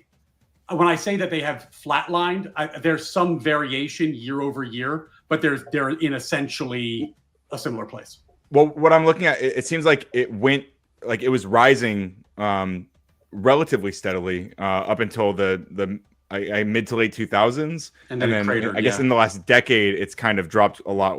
And COVID, I think, contributed a lot to that. But it seems like the floor was rising over those 30 years at least. The idea that the DOE has had no effect on that. It was rising because of the thing that I actually agree is a good idea. I just don't want the DOE to do it. I want to get moved to another department, which is Title I spending. So what Title I spending does is it puts money into poor districts, and putting money into poor districts does give you a good return on investment. It's a really, in terms of being efficient, that's a really efficient way to raise test scores, because as we all know, property taxes are uneven. So some districts have very little money, and the federal money there goes a really, really long way. And I'm not saying we should get rid of that as a program. I just want to move it to a different department. I don't think the DOE needs to do it, and I don't think we need to pay 4,000 DOE bureaucrats to oversee a program that could be run by a different department just as That's bullshit. I don't believe you. Republicans haven't done a single thing they've said. That's true, but I'll grant you that's true. I'm suspicious that it's more complex than that. But even if that was true, the frustration I have, I guess, is that you used it earlier in this debate. You were leaning on this as one example of why the Department of Education is bad, right? But you're saying that this is the thing the Department of Education did that was actually had good results. But you said they flatlined, and now you're agreeing, okay, the scores actually went up, but it's because of a thing that I want another department to do. No, what I said was absolutely correct. If you look at the data from when before the DOE was created to now, it's a flat line. What you're pointing out is that there was a spike in the middle and then a crater. So yes, the line looks like this, decade. But if you are what I said was absolutely correct, which is that if you compare the starting point and the end point, we have not seen gains. So I'm not sure what you're. But that's extremely reductive, because we did see gains for 30 years, and then we saw a drop in the last decade. So okay, it so kind of seems like not. And what happened over that last decade? By the way, COVID and a lot of other things. Yeah. Oh, know what else we had? We had Common fascist Core. president number one. You know what else we had? We had No Child Left Behind. Behind. We had all the other fucking problematic policies I was pointing out. Sure, which are all gone now, right? Those are all things that have been gone for 10 years. Ryan, I know you got great points, but I wanted to get back to what I was saying about civil rights, because yes, you're right. You're right. The funding. Dusty, did you want to talk? Because you seem to keep on. Yeah, I do. Okay, well, I don't care that you want to talk. I'm going to go ahead. Nuck, if you're going to be a spaz, will you please come up so we can? Because all you want to do is talk over me. I know. Anyway, so I did want to point out that one of the primary purposes for the DOE at this very moment is civil rights. In fact, it was originally created not in 1980. It was actually made worse in 1980, but it was originally from 1867. That was the original Department of Education. And why was it created? Because we just went through a civil war, and they wanted to make sure that people's civil rights were being respected. That is actually the actual primary purpose of the Department of Education originally. And yes, I would agree that it was made worse in 1980. And I would love to take it back to before the 10th Amendment, where they say the states have rights over the people. But you know what? We have the system that we have. Yeah, I'm not a 10th Amendment guy. Yeah. Why not? Hey, but you don't know. You had me. You're not a guy, are you? Clay, you had me hook, line, and sinker there. I totally agree with you that historically we have had better models. And in fact, there are things that we stopped doing that worked better. And that there are things that we might invent in the future that will work better. My problem with the DOE isn't that it's inherently evil or on some kind of philosophical level. My problem is that I just think it's really inefficient and it promotes bad policy. And if we want to get to the point where we can innovate and be creative and find better solutions, we need to get rid of the shit that doesn't work. Yeah, and I'm all about abolishment as long as it doesn't just completely destroy the system too. I'm all for it. I'm looking at it from this grand scale and saying if we just get rid of it altogether, then there's going to be a lot of people who are basically out of it. You need to look up the word abolish. Clay, why do you I think that was with the quality though? That seems to be a 1-to-1 for you. And education in particular has been studied very consistently. Schools that spend less have crazy great scores. It's not a one-to-one on the money. There's a lot of fuckery around, specifically administrators. But yeah. Well, I mean, you also have to think about like Clay the question. I would like to hear Clay's answer. I would like to hear yours as well, but Clay, that was a direct. I don't know what you were asking. Well, so well, like when we're talking about schools, like schools that are receiving less. I really don't know what you were asking. Sorry, you're saying schools that spend less. Josh, can you ask the question again, please? For Clay. Okay, so a point of discussion is, well, we need to spend money because, and there seems to be this belief. So the radical proposition is kill the federal Department of Education. That isn't to say stop funding education. It's not even to say stop putting federal dollars into education. It's saying here is a layer of management that at best has added no value and at worst has become the bane of our existence and has possibly led to a nationwide politicization of education. So if we just kill that, like reducing spending, it seems like to you the idea is if we kill that, then we're harming spending in like education in some way. And I don't know where that's coming from. Well, it's because of oversight. I do want the states to have oversight. Right, but do you think that we're buddies? If you spend more money we're education, buddies. You will get better results. Okay. Yeah. Hold on. Can I respond to the other thing Josh said? I know Ryan, you have to leave soon, so I think you'll probably want to engage with this as well. But when it comes to schools that you're saying that like take in less money, having like better results or whatever. Well, I mean this. Like we're obviously not accounting for like external factors there, right? Like schools that take in less money. My whole fucking point is that you're not either. That's it. That's the whole argument. Schools that take in less money probably need less money because they are going to be in wealthier neighborhoods, right? Maybe they're just better with it. Literally, the whole way that these things behave is different. Can both things be true? Let me just finish. I'll listen. I'm such a good listener. The presupposition is we spend more money, then we're going to have problems. And what I'm saying is that is not a premise that is unchallenged. In fact, we could go through lots of examples and we say it's not a one-to-one. It's not a constant in the universe. We cannot presuppose that more money equals gooder education. Yeah, I mean, absolutely. But like no one at all, I don't even think Clay was arguing that like more money inherently leads to better outcomes. Like I think everyone would acknowledge that the way that money's spent is going to change how those outcomes emerge. He was saying less money equals bad was what I was hearing. Yeah, I mean, look, at the end of the day, I think that I'm going to just try to wrap up because I do have to drop. Sorry, Sarah. Sorry, everybody. That's okay. And please follow me on my channel, if only to yell at me. I appreciate all of you, and you can come over and tell me what an asshole I am there. But I'm gonna get you to change your name. Yeah, never. I am the one true Ryan. Fight me. I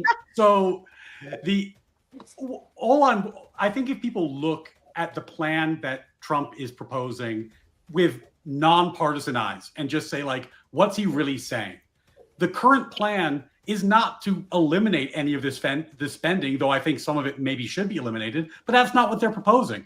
What they're proposing is getting rid of the specific glut of educational bureaucrats in the DOE and moving those functions to other departments. And I think that's a good thing. I think that when you recognize that there's an inefficient bureaucracy and you have the opportunity to remove an inefficient bureaucracy, you should do so.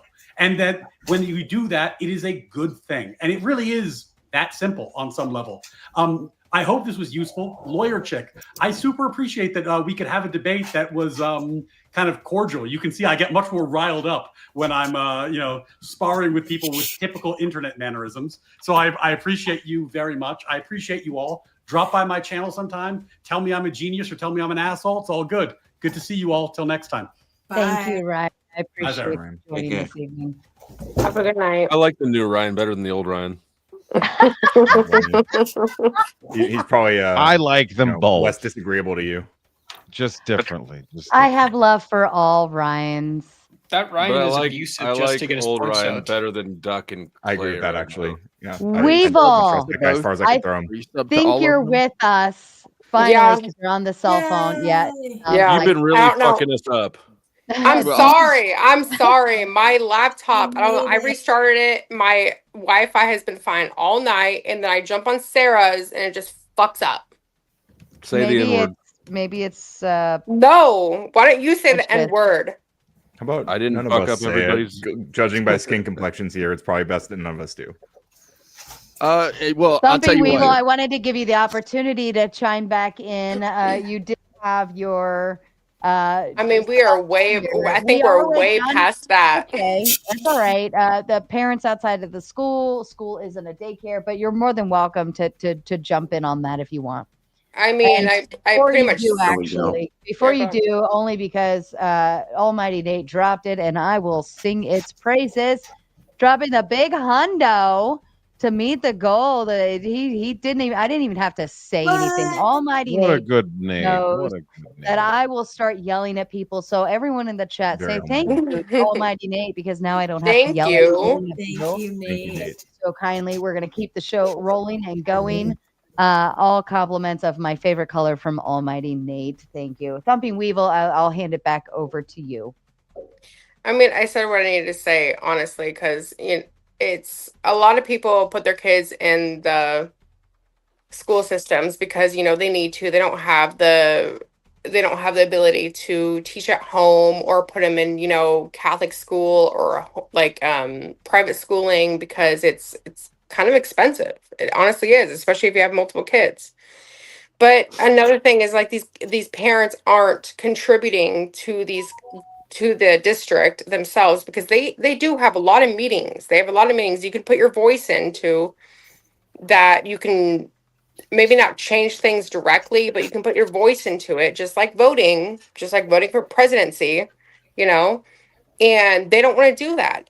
They feel like it's a waste of time. And honestly, if we get more parents into the voting system in the school district, that I think it would change to the benefits of the parents that actually want to see their kids grow. And a lot of parents, they put their kids in school and they come home and they don't do anything. Like they don't have any input in things. Like I personally, I sit down with my kids and I do their homework with them. I talk to their teachers, and like my kid, I have my one kid, he has an IEP, so he has speech therapy. He has multiple classes that he goes to outside of his normal class because he needs extra learning. And you know what? I take him even outside of school. I take him to other therapies for learning. So it's a lot of people. I think it comes down to like a lot of lazy parenting that want to blame the school system for their laziness. I mean, yeah, I think, but I don't think it's necessarily lazy. I think we've just inherited this. This kind of rolls into the sheep method, right? But I think we've just kind of inherited the idea that, oh, the school takes care of our kids. We send them and they do all of this work for us. And we don't have to. It kind of goes into like we're treating the school system as like a daycare in a sense. Mm-hmm. Yeah, laziness or just inability to control kids. Yeah. If Lawyer Chick's getting ready to hop out, so if anybody had any additional questions for her, now's the time to speak up or forever hold your peace. I have a quick one. Lawyer Chick, I'm curious, what are some of the core things that you think, even with the kind of disbursement of a lot of these things that the DOE does through the Big Beautiful Bill and Trump's alleged plan? I'm sure it's a concept of a plan, but what are some core things that you think the DOE, or that you would say the DOE does that would be kind of left behind by just an abolishment position? Well, I mean, if the Department of Education was just abolished, the students that would suffer the most would be the low-income students that receive Title I funds. So any student that's growing up at a certain income level, those schools, based on the number of students who receive free and reduced lunch, get extra funding for smaller class sizes, for after-school enrichment. I have found in my experience that transportation is actually a great equalizer in that kids who can't get to after school activities are the ones who miss out. I know students who have to take care of little siblings after school, so they can't do the extra activities. And then parents that can drive the Uber parents, parents that can drive their kids around, pay for, some parents pay $10,000 for extra tutoring to get their kids Ivy League ready, right? So the Department of Education actually funds, they actually create what are called block grants to each state that again gets dispersed. And it is a lot of bureaucracy. Every school district actually has a Title I coordinator and they have to distribute the money. But I think those students would really miss out. There's a decent amount of money spent for like homeless students, foster students. Career technical education is housed in the Department of Education. That's also something that states do as well and local schools do as well. But I think that would be, I guess, the biggest thing. But when we talk about bureaucracy, I mean, state school districts are just as bureaucratic as the Fed. And that's it. So But at least it's on a smaller scale, right? I mean, it's smaller, and but at not in least scale.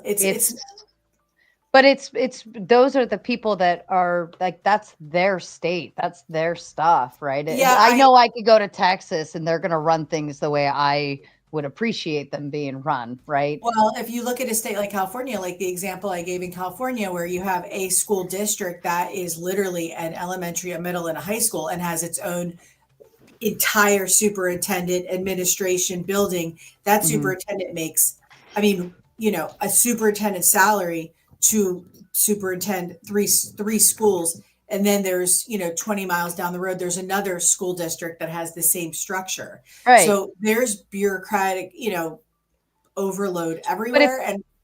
But if I don't like that school system and how they're running it, I can take my kids down the street to the next one, right? I mean, that's not why necessarily, not if, I mean, schools are based on where you live and not every parent has the funding or the resources to move to a better state or, you know, move to a state that has good schools. Now, some parents do this just goes to parenting. Like we said earlier, like I said, not all parents are created equal. Some parents, you know, will do everything to get their kids into a good school.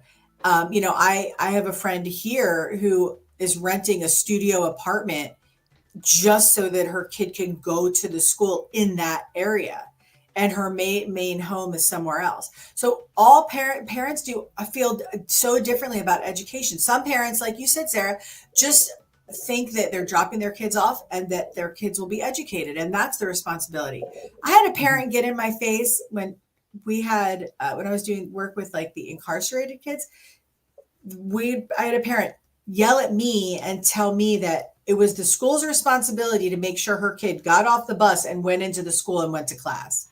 And that if he wasn't getting off the bus and going into the school and going to class, he was 16, that it was the school's responsibility to send him to a military school so that he could, be disciplined and get his education. She had like no accountability at all. So parents is a whole nother show, right? But they're all over the place. So but when you pacify your parents that way and they think the system is built for that, then so it's like when you cut the umbilical cord, you have to eat on your own. You have to breathe on your own. You have to do these things on your own. And I think that our system has been set up in such a way where people just assume the government's going to take care of everything. So why try?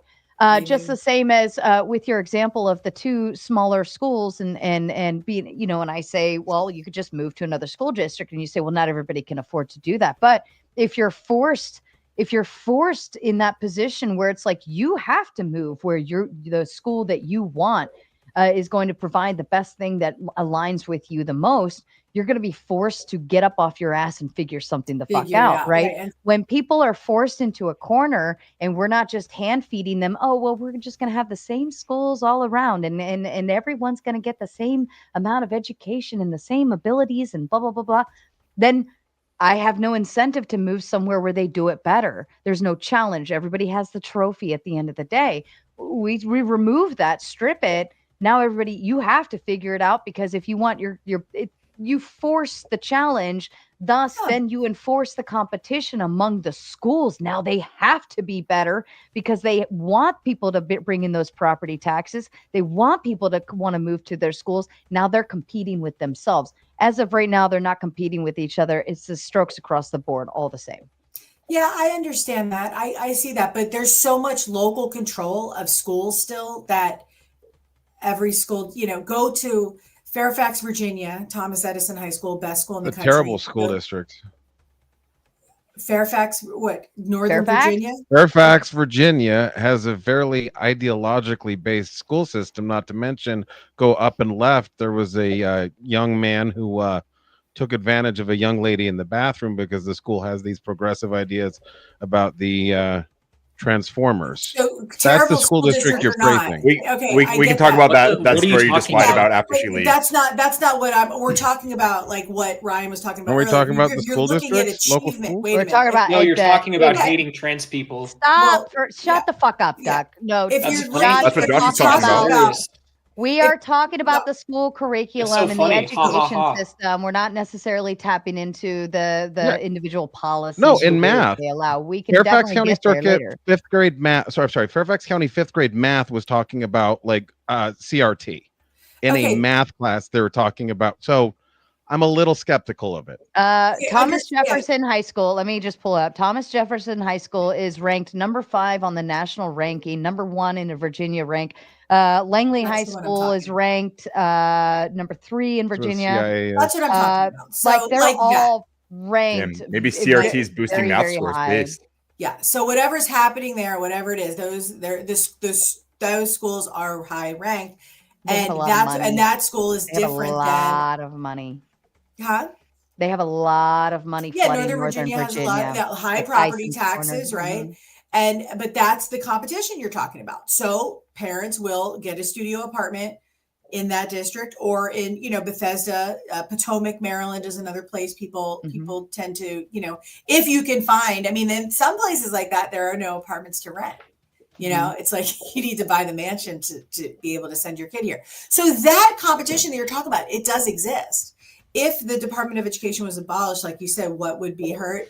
I feel like Title I would be a huge thing would be hurt. I'm not so bothered by the Office of Civil Rights being moved or not. I mean, migrant education to me is important. Some people it's not. So there's just certain funding sources that would be really affected. And again, there are a lot of class sizes. There's a lot of specialists, reading specialists, particularly after school enrichment. All of that subsidized by the Department of Education. So there is a level of, I think, educational, like economic equity that would be lost. Can I ask a question, Lawyer Chick, if you've got time for one more? I was in line next. Oh, yeah. Go ahead. Joshua was in line. Sorry. Brian raised his hand. That's a great answer, by the way, Lawyer Chick. I appreciate your answer to that question. Thank you. Hold on, Doc. Maybe she'll have time for one more. Go ahead, Joshua. So the Supreme Court overturned the Chevron doctrine recently. I'm assuming you're fairly familiar with this, the Lauper decision. You mean it's a civil procedure case? Well, so basically there was this doctrine that said if there's a government agency tasked with overseeing something, that they can weigh in and that you don't need to test it with the judiciary. And so for 40 years, the EPA was the authority. So the 3-letter agencies became these de facto triers of fact. The Supreme Court recently said, you're out of your minds. It's always up to the judiciary to adjudicate law, not for these agencies. And so it really does support federalism. So with that as the backdrop, the whole Department of Education is a 3-letter agency that's behaving in this similarly, imposing its will across the nation, which flies in the face of literally the foundation of it. So do you think that the DOE, existing as it exists now, is consistent with the Supreme Court's overturning of the Chevron doctrine in the Lauper decision? Well, I don't know that the Department of Education at this point right now, what regulations are they pushing out that... You're kidding me, right? Well, yeah, tell me. I mean, Common Core is gone, No Child Left Behind. State teacher credentialing is state-based, curriculum state-based. So what are they do if they're not influencing national education standards, or if they're not doing these things, then what are they doing? So it sounds like you're collapsing into they're not doing anything. So then no, I didn't say they're not doing anything. They're managing block grants for states that go to. So they're grant administrators. Fine. They're grant administrators. Absolutely. We can get other grant administrators. They're grant administrators. They are data collectors. They look at data on particularly English language learner achievement, math achievement. They crunch a lot of data. They crunch a lot of data at the college level. I don't know. I'm not a data person. I'm sure that matters to some people, but that is something. Well, I mean, the whole premise of having a federal agency on education providing guidance seems to give this sort of middle outlook on literally ideology, and the entire without a foundation of doubt. this, I mean, we if saw. I may, Yeah, and the you're entire right. ideology of this country is e pluribus unum. The whole foundation is we acknowledge that there's differences amongst the states, and we allow the states to operate as they will for the purpose of protecting the borders. Now, that's something the last administration had an especially hard time with. But the point is, states are meant to manage the business of the states. They're the people living there. So people living in states like, for example, California, think they should impose their will on the rest of the country, not just their own state. And so when we take a look at federal agencies, these are the vehicles they're used to do them. And if you look at the Federalist Papers, to wrap this up, right, they said they're worried about the larger states like New York bullying the smaller states. And even though this is expanded coast to coast, and we see states like California and New York trying to bully the rest of the country, so why have a federal agency that even allows for that? Well, again, I'm not saying that the federal agency pushes, I mean, I guess they push guidance on different issues. Definitely under Obama, we got a lot of guidance on civil rights, English language learners, Title IX. So why you're saying, why do I think that's a good thing? Well, what I'm actually saying is, since you're an attorney, and I'm actually trying to draw on your legal expertise here and not judge you by anything other than the fact that you're here at a panel, right? So the Supreme Court of the United States of America just got done. Yeah, and I'll just say I don't agree with Chevron. I think that really, especially with EPA is concerned, and I think that our job really is to protect our health. I think that was right. You believe in authoritarianism, and I don't. And the Constitution is a framework to protect against it. And you want a centralized authority overseeing thought throughout a country that is founded on protecting state autonomy. Sir, you're making a lot of assumptions about me right there. You're welcome to push back on any of them. That's the nature of debate. I mean, I'm not an authoritarian. I'm saying I think that the rolling back EPA regulations is wrong. I think the job of the government the federal is to agency protect should be able to impose its will on the state. I mean, I'm just saying, you're asking what I think. I think that the EPA's job, and I think our government, the federal government's job, is to protect our health. And I think rolling back those regulations, that was just a gift to business and the market economy, a free market, which if you're about that, cool. But I just got done telling them into federalism, and you're just dancing around it and going to moral arguments. No, you're asking me what I think about three-letter agencies. You called me an authoritarian, and I'm just saying I asked a very specific question. There are certain things that I do think I am completely comfortable with the federal government pushing guidance and regulation on certain issues. And I think education already is very much a states' rights issue. So the Fed is more there to supplement big ticket items like, filling in any economic gap for students, school construction, migrant ed, and I don't have a problem with that.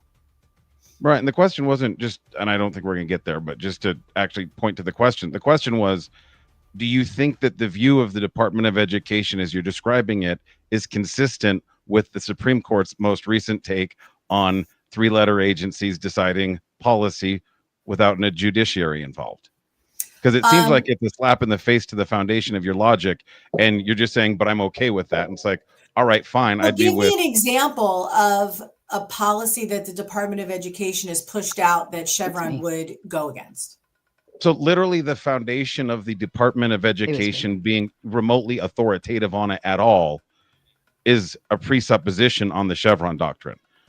If you don't have the Chevron doctrine, we just ignore any agency as maybe kind of interesting. Courts don't uphold it. It's just noise almost.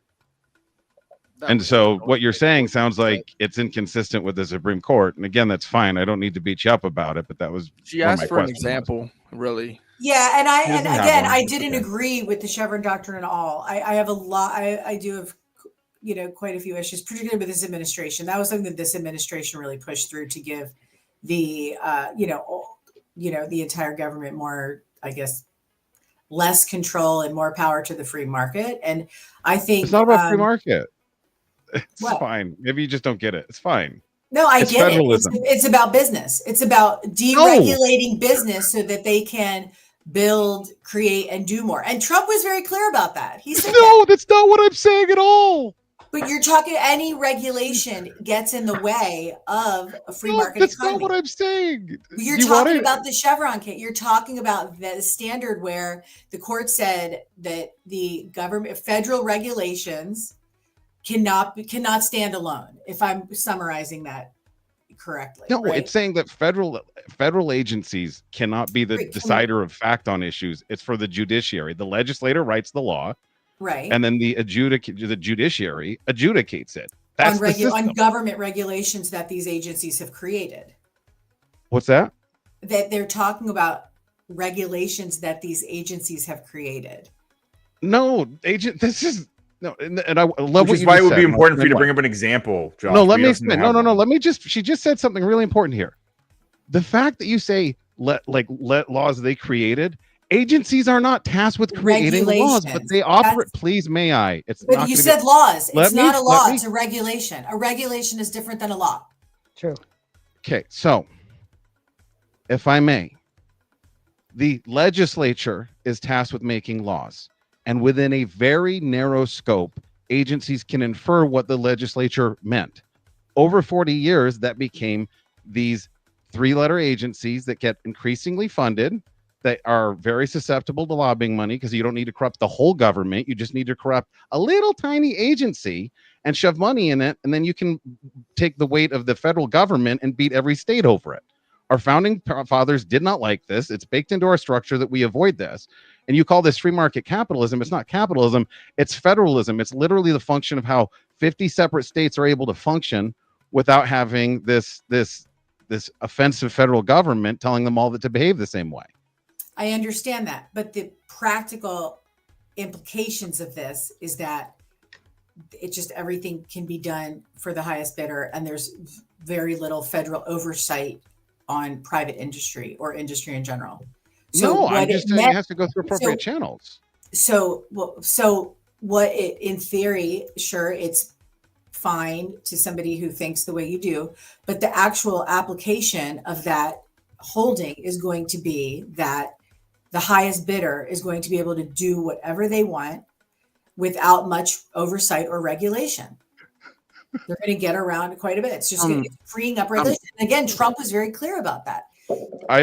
No discussion is complete without invoking Trump. No, I'm just saying it was his Supreme Trump. Court, and he commented on it. So, I mean, I'm just saying that's where it came from. That's what helped me understand it. I mean, he was very clear about doing this out of the gate. Was, regulations have always gotten in the way. And I'll just say this whole administration, just like we were saying earlier, and I'll finish with this, the Department of Education and all the three-letter agencies are always because at the whim of whatever administration is in power, because that's the person that appoints the secretary of each agency. Do you think the Department of Homeland Security should exist? Do you think ICE should be abolished? Do you think that the states should just do their own enforcement of immigration as well? I think the federal government, as outlined in the Federalist Papers and the Constitution, and literally everything in our founding documents was protect borders. So I think above all things, they should protect the borders. Okay. The state or the federal? Okay, so regulations are okay. Okay. Yes.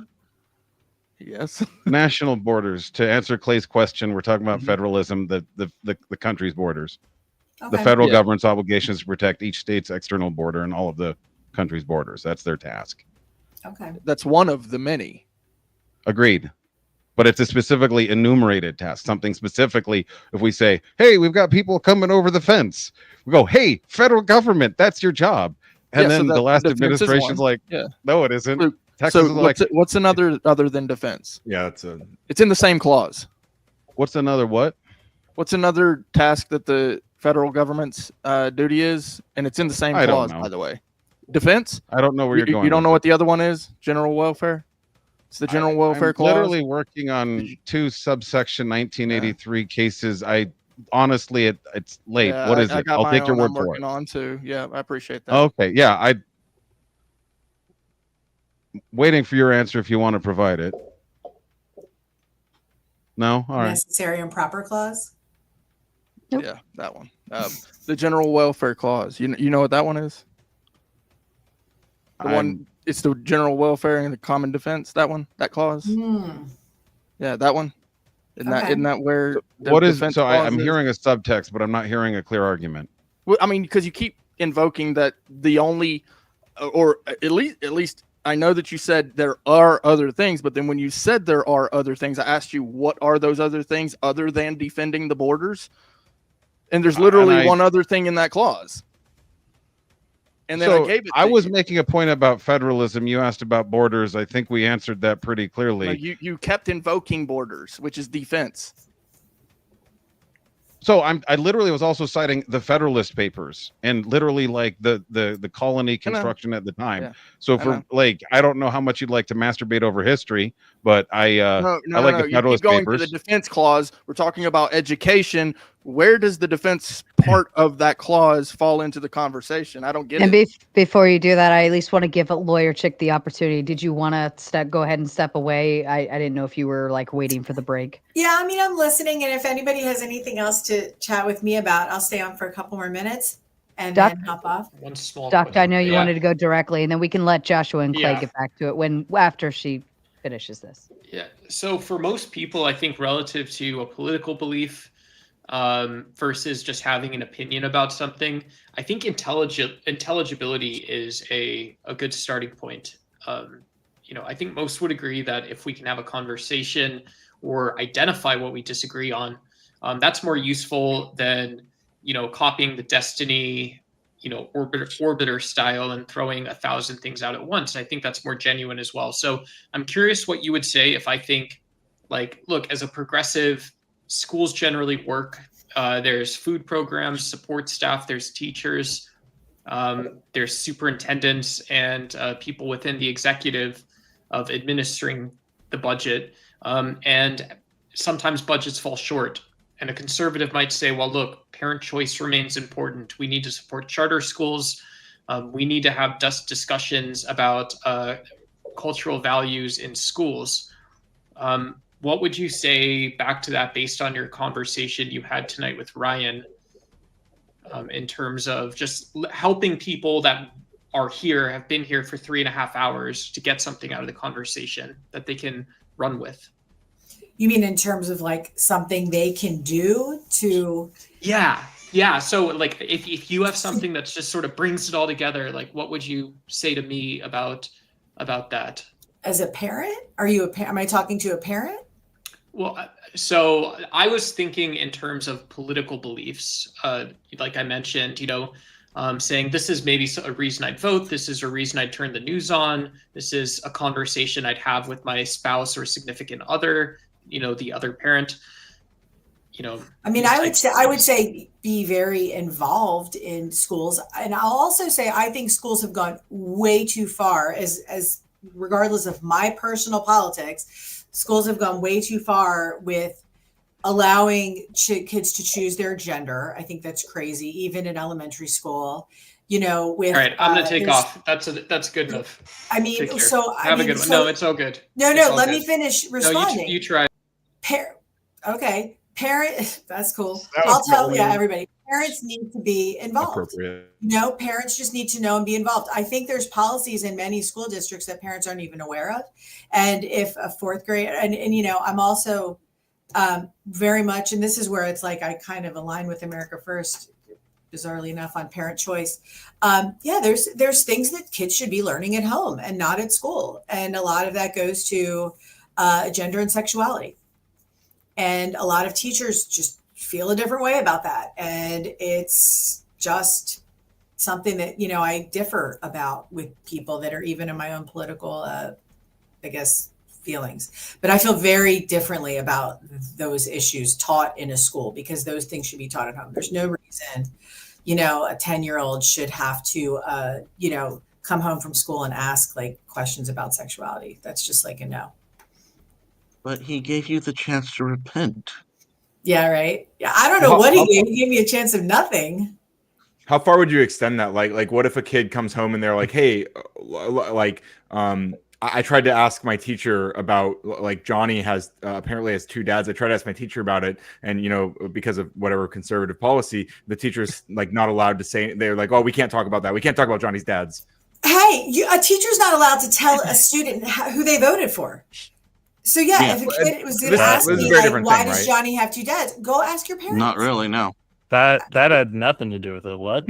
It's personal. That's a really good way to sidestep the convo. Yeah, no, I'm not sidestepping it. I'm saying a teacher go home and ask mom and dad. That's the best way to handle that. Well, but hang on. Doesn't this? What about sometimes they have two dads? Doesn't this inherently? Doesn't this real quick? Doesn't this let me respond. Doesn't this inherently target or put this child in a particular situation where suddenly they're like, we can talk about everybody else's parents. We're not allowed to talk about my parents at school. Well, okay, so my direct answer to something like that is, he has two dads. I'd be like, people love who they love. That would be that either. That might go too far. That either. People get fired for saying that very thing. Yeah, that very thing. What you just said. Under some policies. But hold on. I wanted to respond for you because look, Ryan, you're conflating with what she's supposed to say, which is go ask your parents, with versus what the kid is now saying, which is all of a sudden, well, I can talk about this person's parents and this person's parents, which is what the kid's saying, but that does not change that the teacher still needs to say, talk to your parents about that. And I don't think we would say go ask your parents, but maybe I don't know. Maybe I would say something like, that's not something we can talk about in this class. I would just go ask your parents. But so why would like two gay parents be more taboo than like two straight parents? Like that being brought up, like. What if the question only was, because does everybody have like a mom and dad? Nothing to do with that. It's personal business. And that's not what I'm talking about either. But hold on. There's issues in some school districts where they're introducing books at a very young age, like that are part of like elementary school curriculum that cover issues of gender and sexuality. And I am just saying that I'm not sure that I would. Yeah, which aspects of it do you think are good and bad? I'm curious. Well, I've never heard of you before tonight. I kind of just walked in. I'm kind of like, I'm curious on what your views are. What are my views on gender on like various aspects of where like we should like draw the line at sex ed in general? Well, I mean, it depends on the school district. Some schools don't even teach it anymore. So I'm just going to roll with the curriculum on that. And I've always been like that. I just don't talk about these things. I don't teach science, you're health. Not that interested in it, is what you're saying. Oh no, I'm not. Why are you putting words in my mouth? It's not that I'm not interested in it. I'm trying to get into a frame. I'm very interested in it. And I actually do transgender name changes and work for lots of young people, helping them go to college and change their IDs. Like as a lawyer, I am the lawyer auntie for transgender youth. I've gone into jail with transgender kids to make sure they're okay. So like personally, yeah, I work with these young people. And when I'm saying it, and so I have allies and experience. I didn't mean to frame it as like something a bit more like confrontational. It's more so trying to like go on to like how much of an issue you think it is. Well, I think, do I want to, a 6 or a 7-year-old, like should a second grader be exposed to ideas of transgender, choosing your gender preference? That's a decision for their parents to make at that age. So I'm talking really at the elementary school level, because that's where it's been the hottest issue. I think in middle school, the kids are so exposed to social media. They're out there and they're exposed to it in spite of their parents and their schools, right? Because the world. But I'm talking about kids like 5th grade and under, and particularly the lower elementary level grades. I think if that, look, I know Muslim families this is where Muslims and Christians really come together, is on these issues around curriculum in the early grades in the public schools. Also women and not liking them very much. But so how do I feel about it personally? I mean, I'm fine with it. I literally work legally to help transgender young people quite a bit.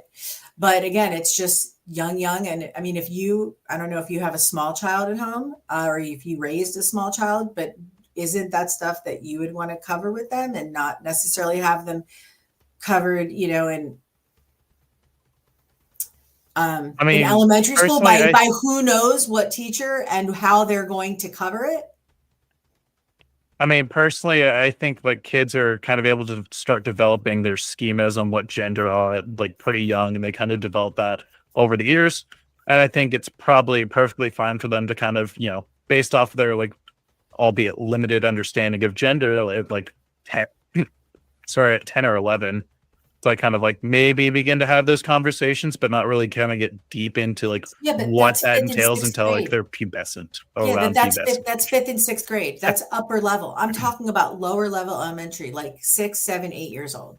That is what I still think kids kind of have like a basic understanding of what men and women are, and they have that capability of kind of fleshing that out from themselves. Again, albeit with way more limited information than they would in later years, but. I don't know. I personally don't see a lot of like negative utility in allowing them to explore that. Unless they like make it obsessive. If you were a parent that felt differently, you might feel it. You know, if you were a parent that was raising of course, different beliefs. So that's you and me. If it was my kid, sure, but I would want to talk about it with them anyway. I don't know what teachers how they're going to cover that. It's very new ground. It's new ground in the law. It's unsettled law.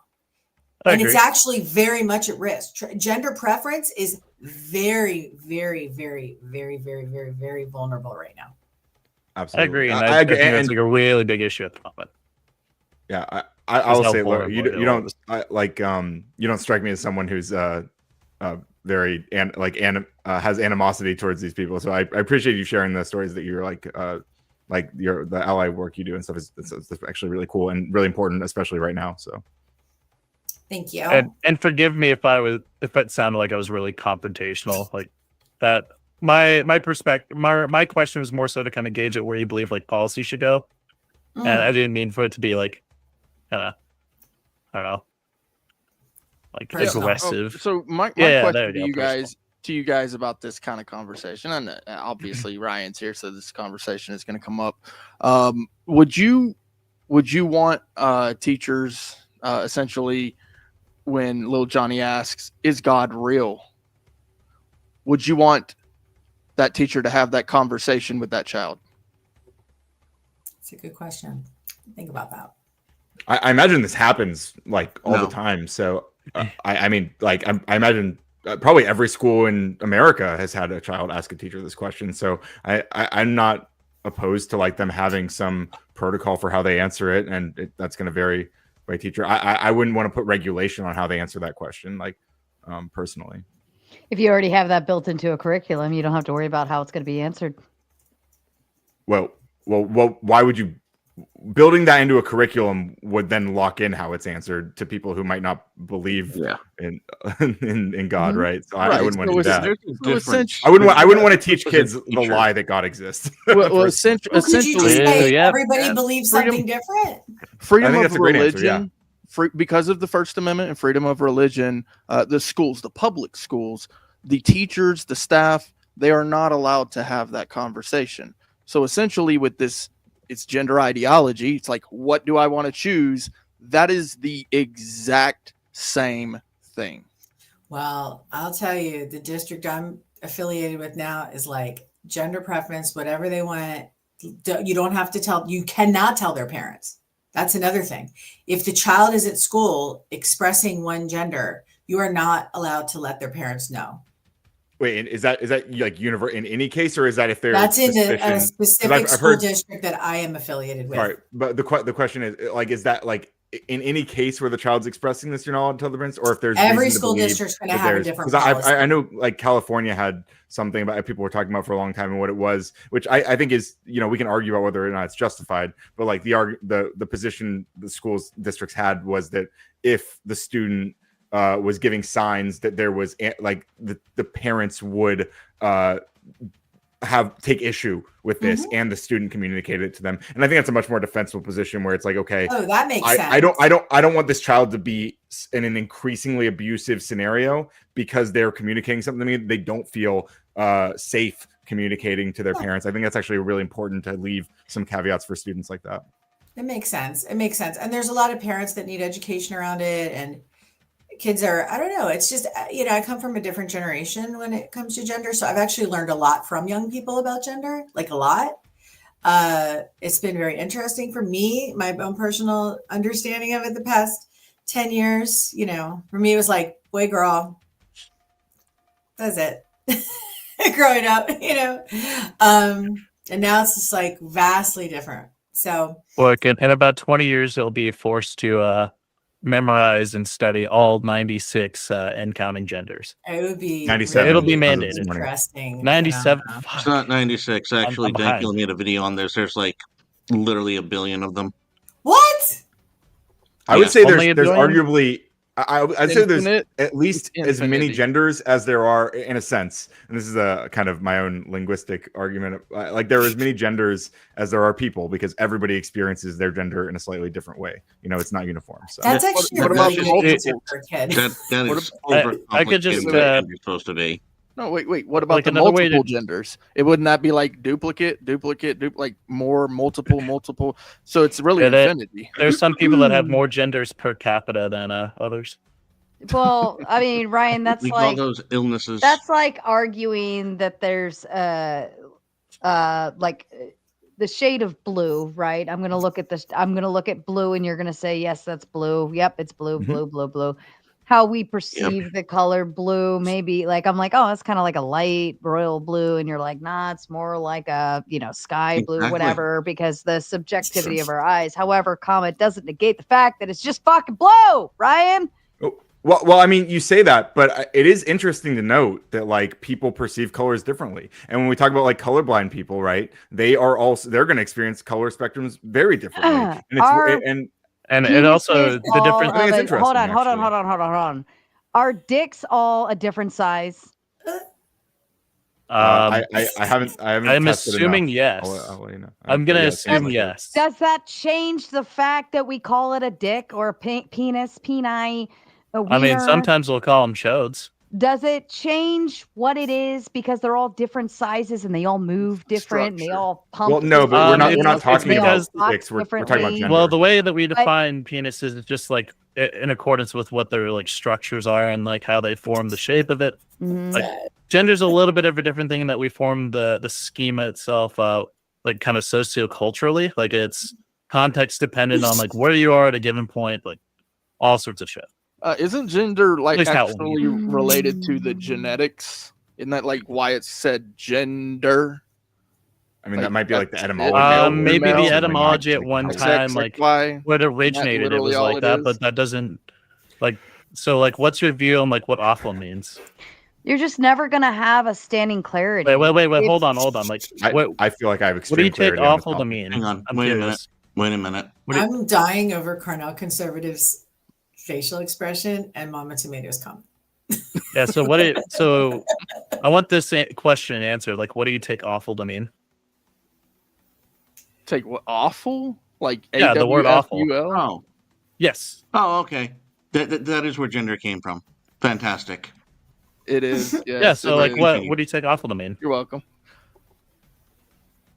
Well, gender comes from the infamous John Money when he Well, created. that's a really great concept of sidestep, but gender I'm like asking for what you mean by awful. Exactly true. Like, if I say something's awful, like, what do you take that to mean? I'm sorry. What did I say was awful? So if I say something is awful, what do you think I mean when I say that? You Not could mean good. various different things, my man. No, what about in today's context? Like, I mean, 9 times out of 10, what do you even in think it means? today's context, you literally could mean anything. It's You can mean just anything, whatever you want. Can we bootstrap this argument and just get this it is great. through? You're fucking sidestepping it all. So what No, I'm we not. take awful to mean in today's time is something that's bad, when it used to mean at one Here's point the- that it was awe-inspiring, which is a good thing. So when we're just Then why didn't they basing call all it words on what awe-inspiring? the etymology of it used to be, like you get into these like really weird little conundrums where It can still mean the you same. know, you have to look for the first meaning of the word No, every time no. to figure out what it actually means. So, yeah. I think that a Awful great example or of this is that we call it the Department of Education, but according to Ryan earlier, it seems to be the Department of making everyone dum-dums. So, it's a Hell yeah. good. Well, he's not wrong. position. Are you saying the word awful, or are you saying Yes, I'm talking about the awful? word awful. I'm talking Or are about you the word saying awful. awful? I'm talking about the word awful. Awful. Yeah, that's where you are. I'm gonna hop out. I'm gonna use this one. Sarah, thank you for hosting. Reach out anytime. Everybody, it's Lawyer Chick on YouTube. It's Lawyer Chick 5000 on TikTok. I have a lot of videos up there, all kinds of fun law things. And Sarah's on TikTok now. I'm glad. You gotta start doing panels. I gotta start. Can you go live on TikTok from StreamYard? I don't think you can from StreamYard. There's a funny thing about it, but let me research that for you and see how it's doing it now. I don't do much lives on TikTok, but it's definitely time for the panelists to get over there and start. I think you. I don't know. I haven't experimented with TikTok's API all that much, but I think you have to stream separately from their platform. But I think you can screen share your StreamYard. I think that's the way it works. Yeah, that's and how you TikTok get around has it. its own thing for panels. Yeah, dashboard. You have to kind of People can pop you have to up. censor your panelists a lot. Yeah, people can pop up, and Like I don't know. instead I of just fun to see some of instead of these saying folks stuff like there. kill, you have to say unalive. Like instead we of still rape, have it's those great. rules. It's the same as YouTube. Yeah, it's the same You're like, glossary. it's like way more autistic there. Like it's Is it? But you'll just get a whole different. It's a whole different vibe. I don't know. I would just like to see some of this panel version vibe, like the culture there, and see how it translates to TikTok. I've been kind of waiting for it, so I was glad to see it pop up. I agree. Yeah, I'm also gonna hop off because I got my ready to catch. I just wanted to say hi, Yeah, pop it's in, really do nice some to meet debate pro shit. everybody. Thank you, Lawyer Chick. I appreciate you. This was good. It was a really good debate. I like that. Nice meeting you, Lawyer Chick. Ciao for now. And Bones, you said you're heading out as well. Yep. Have fun, y'all. Or you do whatever, call each other retards, etc., etc. Peace. Fair enough. Bye, Bones. All right, carnal conservative. Why should we abolish the Department of Education? And if you guys are okay, I'm gonna go use the ladies' room. And are you guys sticking around? At least for a little bit longer. for a little bit. Okay, I'm gonna go grab a sandwich and use the ladies' room. I think you'll be fine on your own. There's only 3 of you. If you fuck this up, like I don't know how to help you. I Like blame there's Ryan. 3 of you, and I'm stepping away. I think you can manage yourselves for like 5 minutes. Actually, I blame Penis, Duck. penis. All right, I'll be right back. So much trust. Buy a cuckable mug. Yeah, so why should we abolish the Department of Education, carnal conservative? It's not working. And the free market would just be a much far better alternative for everyone involved. The quality of education would rise. Teachers would become better at their craft. There'd be accountability from the free market. There would be, how would you say, just all better results all around. And you would actually have a far more eclectic and diverse experience with education. You would have people who actually cared about the subjects they teach. You would actually have an increase in teacher pay from the collectives of the children that they teach from their parents in that manner. And what's your evidence for any even one of those things? Evidence that why should we continue with the Department of Education? It's not working. It's a constant. I don't even agree with. Yeah, what's your evidence? Can we start? We can start there with. Okay. What's your evidence for that? It's not working. So bad, Ryan, that even college level children can no longer properly, can't even do basic arithmetic. Like even that is demonstrably gone down. Like it's not even debatable. It hasn't gone down. So if anything, I mean, I was talking earlier to Ryan that because he cited in his opening, I believe it was his opening or early on in the debate, he was saying that scores have flatlined since the introduction of the Department of Education, but we both looked at the same data set, and it seems like that's not the case. Actually, the floor was rising for about 30 years until the last decade. It started to go down back towards what it was initially, but it's never actually dropped back below what it was or what they were before the Department of Education. So that just doesn't follow based on like the data. So the USA's position in education has gone up or down since the induction of the Department of Education. It went up for 30 years and it started to go back down in the last 10 years. It's gone like closer to where it was at the start. At least at least in terms of like the raw scores, I guess. they were rising That for was 30 not years. what I heard. So why? So what Oh, was yeah. the difference in the last 10? I mean, that there's a was lot of like things. Especially COVID that had like the sharpest drop. The COVID era was probably the biggest issue. I just got here, so give me a second. You're fine. Well, as you can probably tell by now, Ryan, I'm not for abolishing it entirely. Like if we were going to abolish it, I would want that gradual abolishment. Anything that's too crazy, like we're just going to get rid of the Department of Transportation. Bye, Felicia. That'd be crazy, right? So essentially, like when people say abolish, I mean, I'm looking at like what we've done in the past as far as the word goes. Abolish slavery, right? Get rid of it. It was a bad thing. We got rid of it, right? But it was entirely unlawful, right? So, yeah, just to kind of just get rid of it entirely. I'm not about that. Now, I would downscale a lot.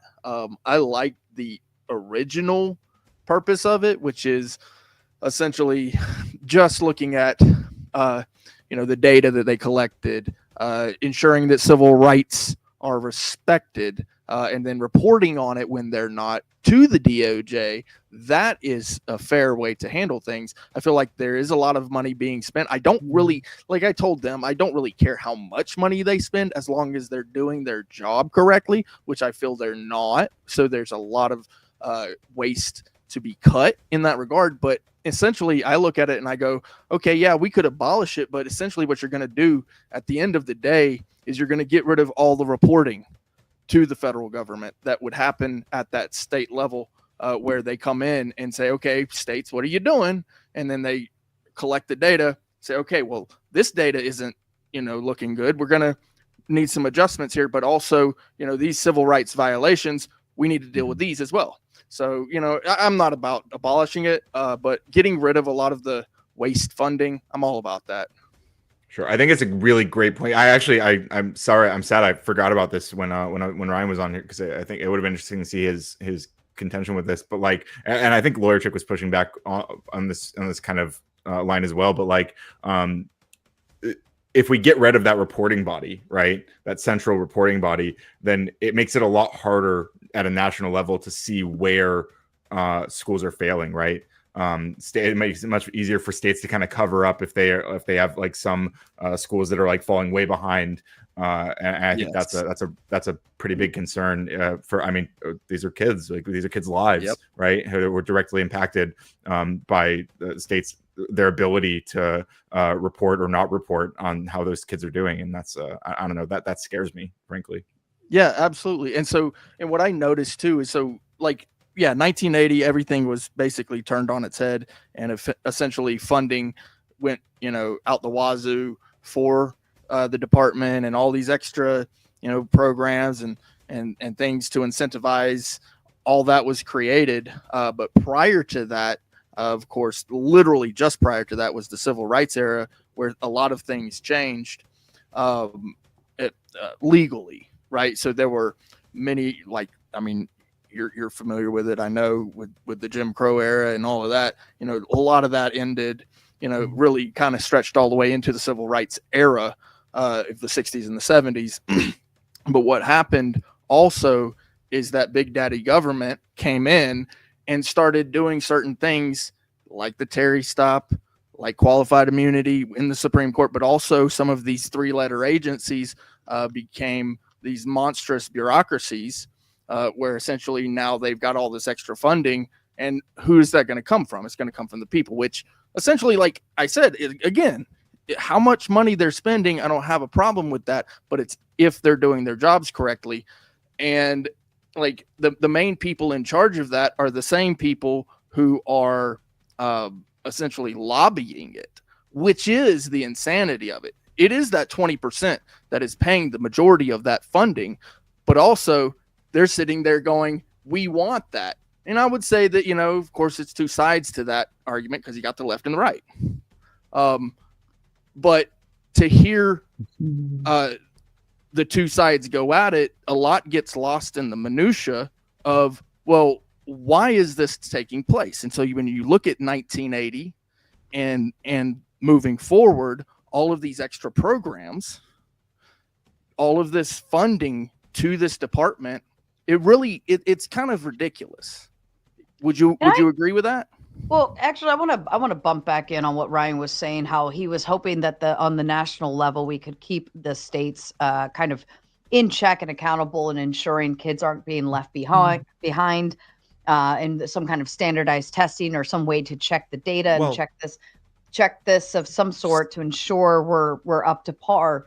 But how do we know the federal government even is doing that? I mean, yeah, we could say, oh, they're data testing, they're doing this, but what the fuck are they doing about it and why? If not, they actually just restrict funding. They take away funding for schools that don't get up to par and up to standard, and actually hurts them more. I think letting the states deal with their own shit, and they are charged with taking care of their children. They are charged with doing those things. And that's why you create the competition, throw it back in there. I'm not going to live in a fucking state that's not taking care of my kids. Well, I mean, I get all I was pointing to was like having a centralized body for reporting so that we can even analyze like how the states are doing. I think states in general are going to be incentivized to, for the competition, they're going to be incentivized to sell themselves as having the best test scores possible and the best like school results in general. But if there's not some body that's evaluating that, some independent body that's actually checking on whether or not that's true, right? And if the states are able to kind of maneuver the data in some way, so they can put on their like, they can say, hey, we're the number one in this, we're the number one in this, but like, according to who? According to just them. They're just saying it, and like, we don't, what mechanism do we have to say or to push back on that without like, as we have the DOE currently? Are you not able to see that with other things? I mean, we have competitions, academic competitions, sports competitions, all of these things. It's pretty obvious. You can see with your own eyes. And not only that, if I were to utilize my own basic knowledge of what I can see in front of me, I'm going to look around and look at schools or states where their economy is flourishing, the homes are flourishing, the kids are flourishing, everybody on the nose is flourishing. I'm going to take that as a general concept that maybe the schools are too, right? And then if I could see, oh, well, they're maintaining rankings in these academic leagues, in these sports leagues, and all of these other things, that's probably where I'm going to say, all right, they're bringing home the trophies. Whereas at this point, yeah, I can look at data and say, oh, well, these schools are testing better, or this is this or this. That doesn't mean that they're actually the best. It just doesn't. Well, I agree it doesn't, but I don't think the other thing you mentioned would show that either. I mean, you might be able to find out what schools and what districts are doing best, but it wouldn't tell you necessarily what all, like, across the board. Like, I guess the thing is that there are likely, I think, to be schools that don't get properly represented in this data, right? And those schools, you might see all the representation from the high performing schools on all those academic teams, and they might even be the best in the country, right? But that doesn't mean that state is actually looking after all of their kids. It would mean that they are looking after the kids who are in those districts, who are participating you're seeing at those high levels, right? If the kids do well, do you think the economy around them 10 years from there, 20 years from there, is going to continue to do well? Ideally. Right around them, yes. In the immediate vicinity, yes. And even more so, if the economy is doing well, more than likely the schools are probably going to be doing well too. Well, sure, yeah. I mean, better schools are almost always well. So I can look at outcome. I right? can look at outcome of a state, of a city, a town, and how it's doing externally, and say, okay, well, let's more than likely internally, because you got to start on the inside and work your way out. And that's usually how things happen. And I think when we start with our children as our basic starting point and foundation, outward, our economy does better. Outward, our people do better. Outward, our families do better, because as children, we made them better to start with, and they just continue to thrive and do even more from there. I think I can look at a state as a whole and how they're doing on the economy and other features, and overall, I can determine that the schools are probably going to be all right.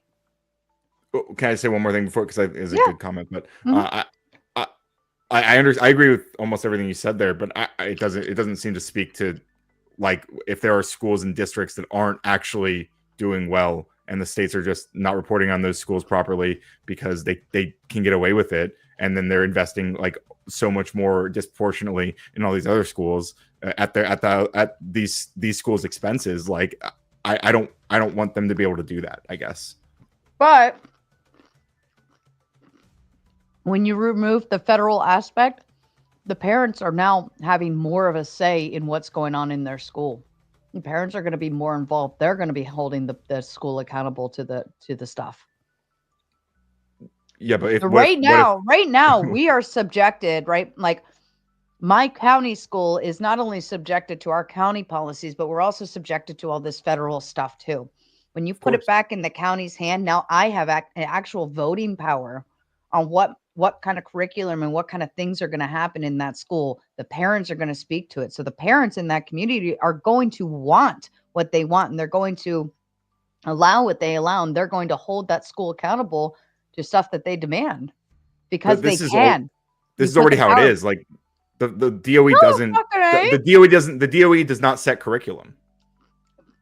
We are subjected to everything that comes down. Yeah, they are. They literally are. It's illegal. They're not allowed to do it. All of that funding that we want. And so the Common Core example, is another thing I didn't get to push back against. I was looking into it further. This ended 10 years ago. Like the incentive programs that existed under like No Child Left Behind and stuff, they haven't been around for a decade. So this isn't even this example is null and void at this point.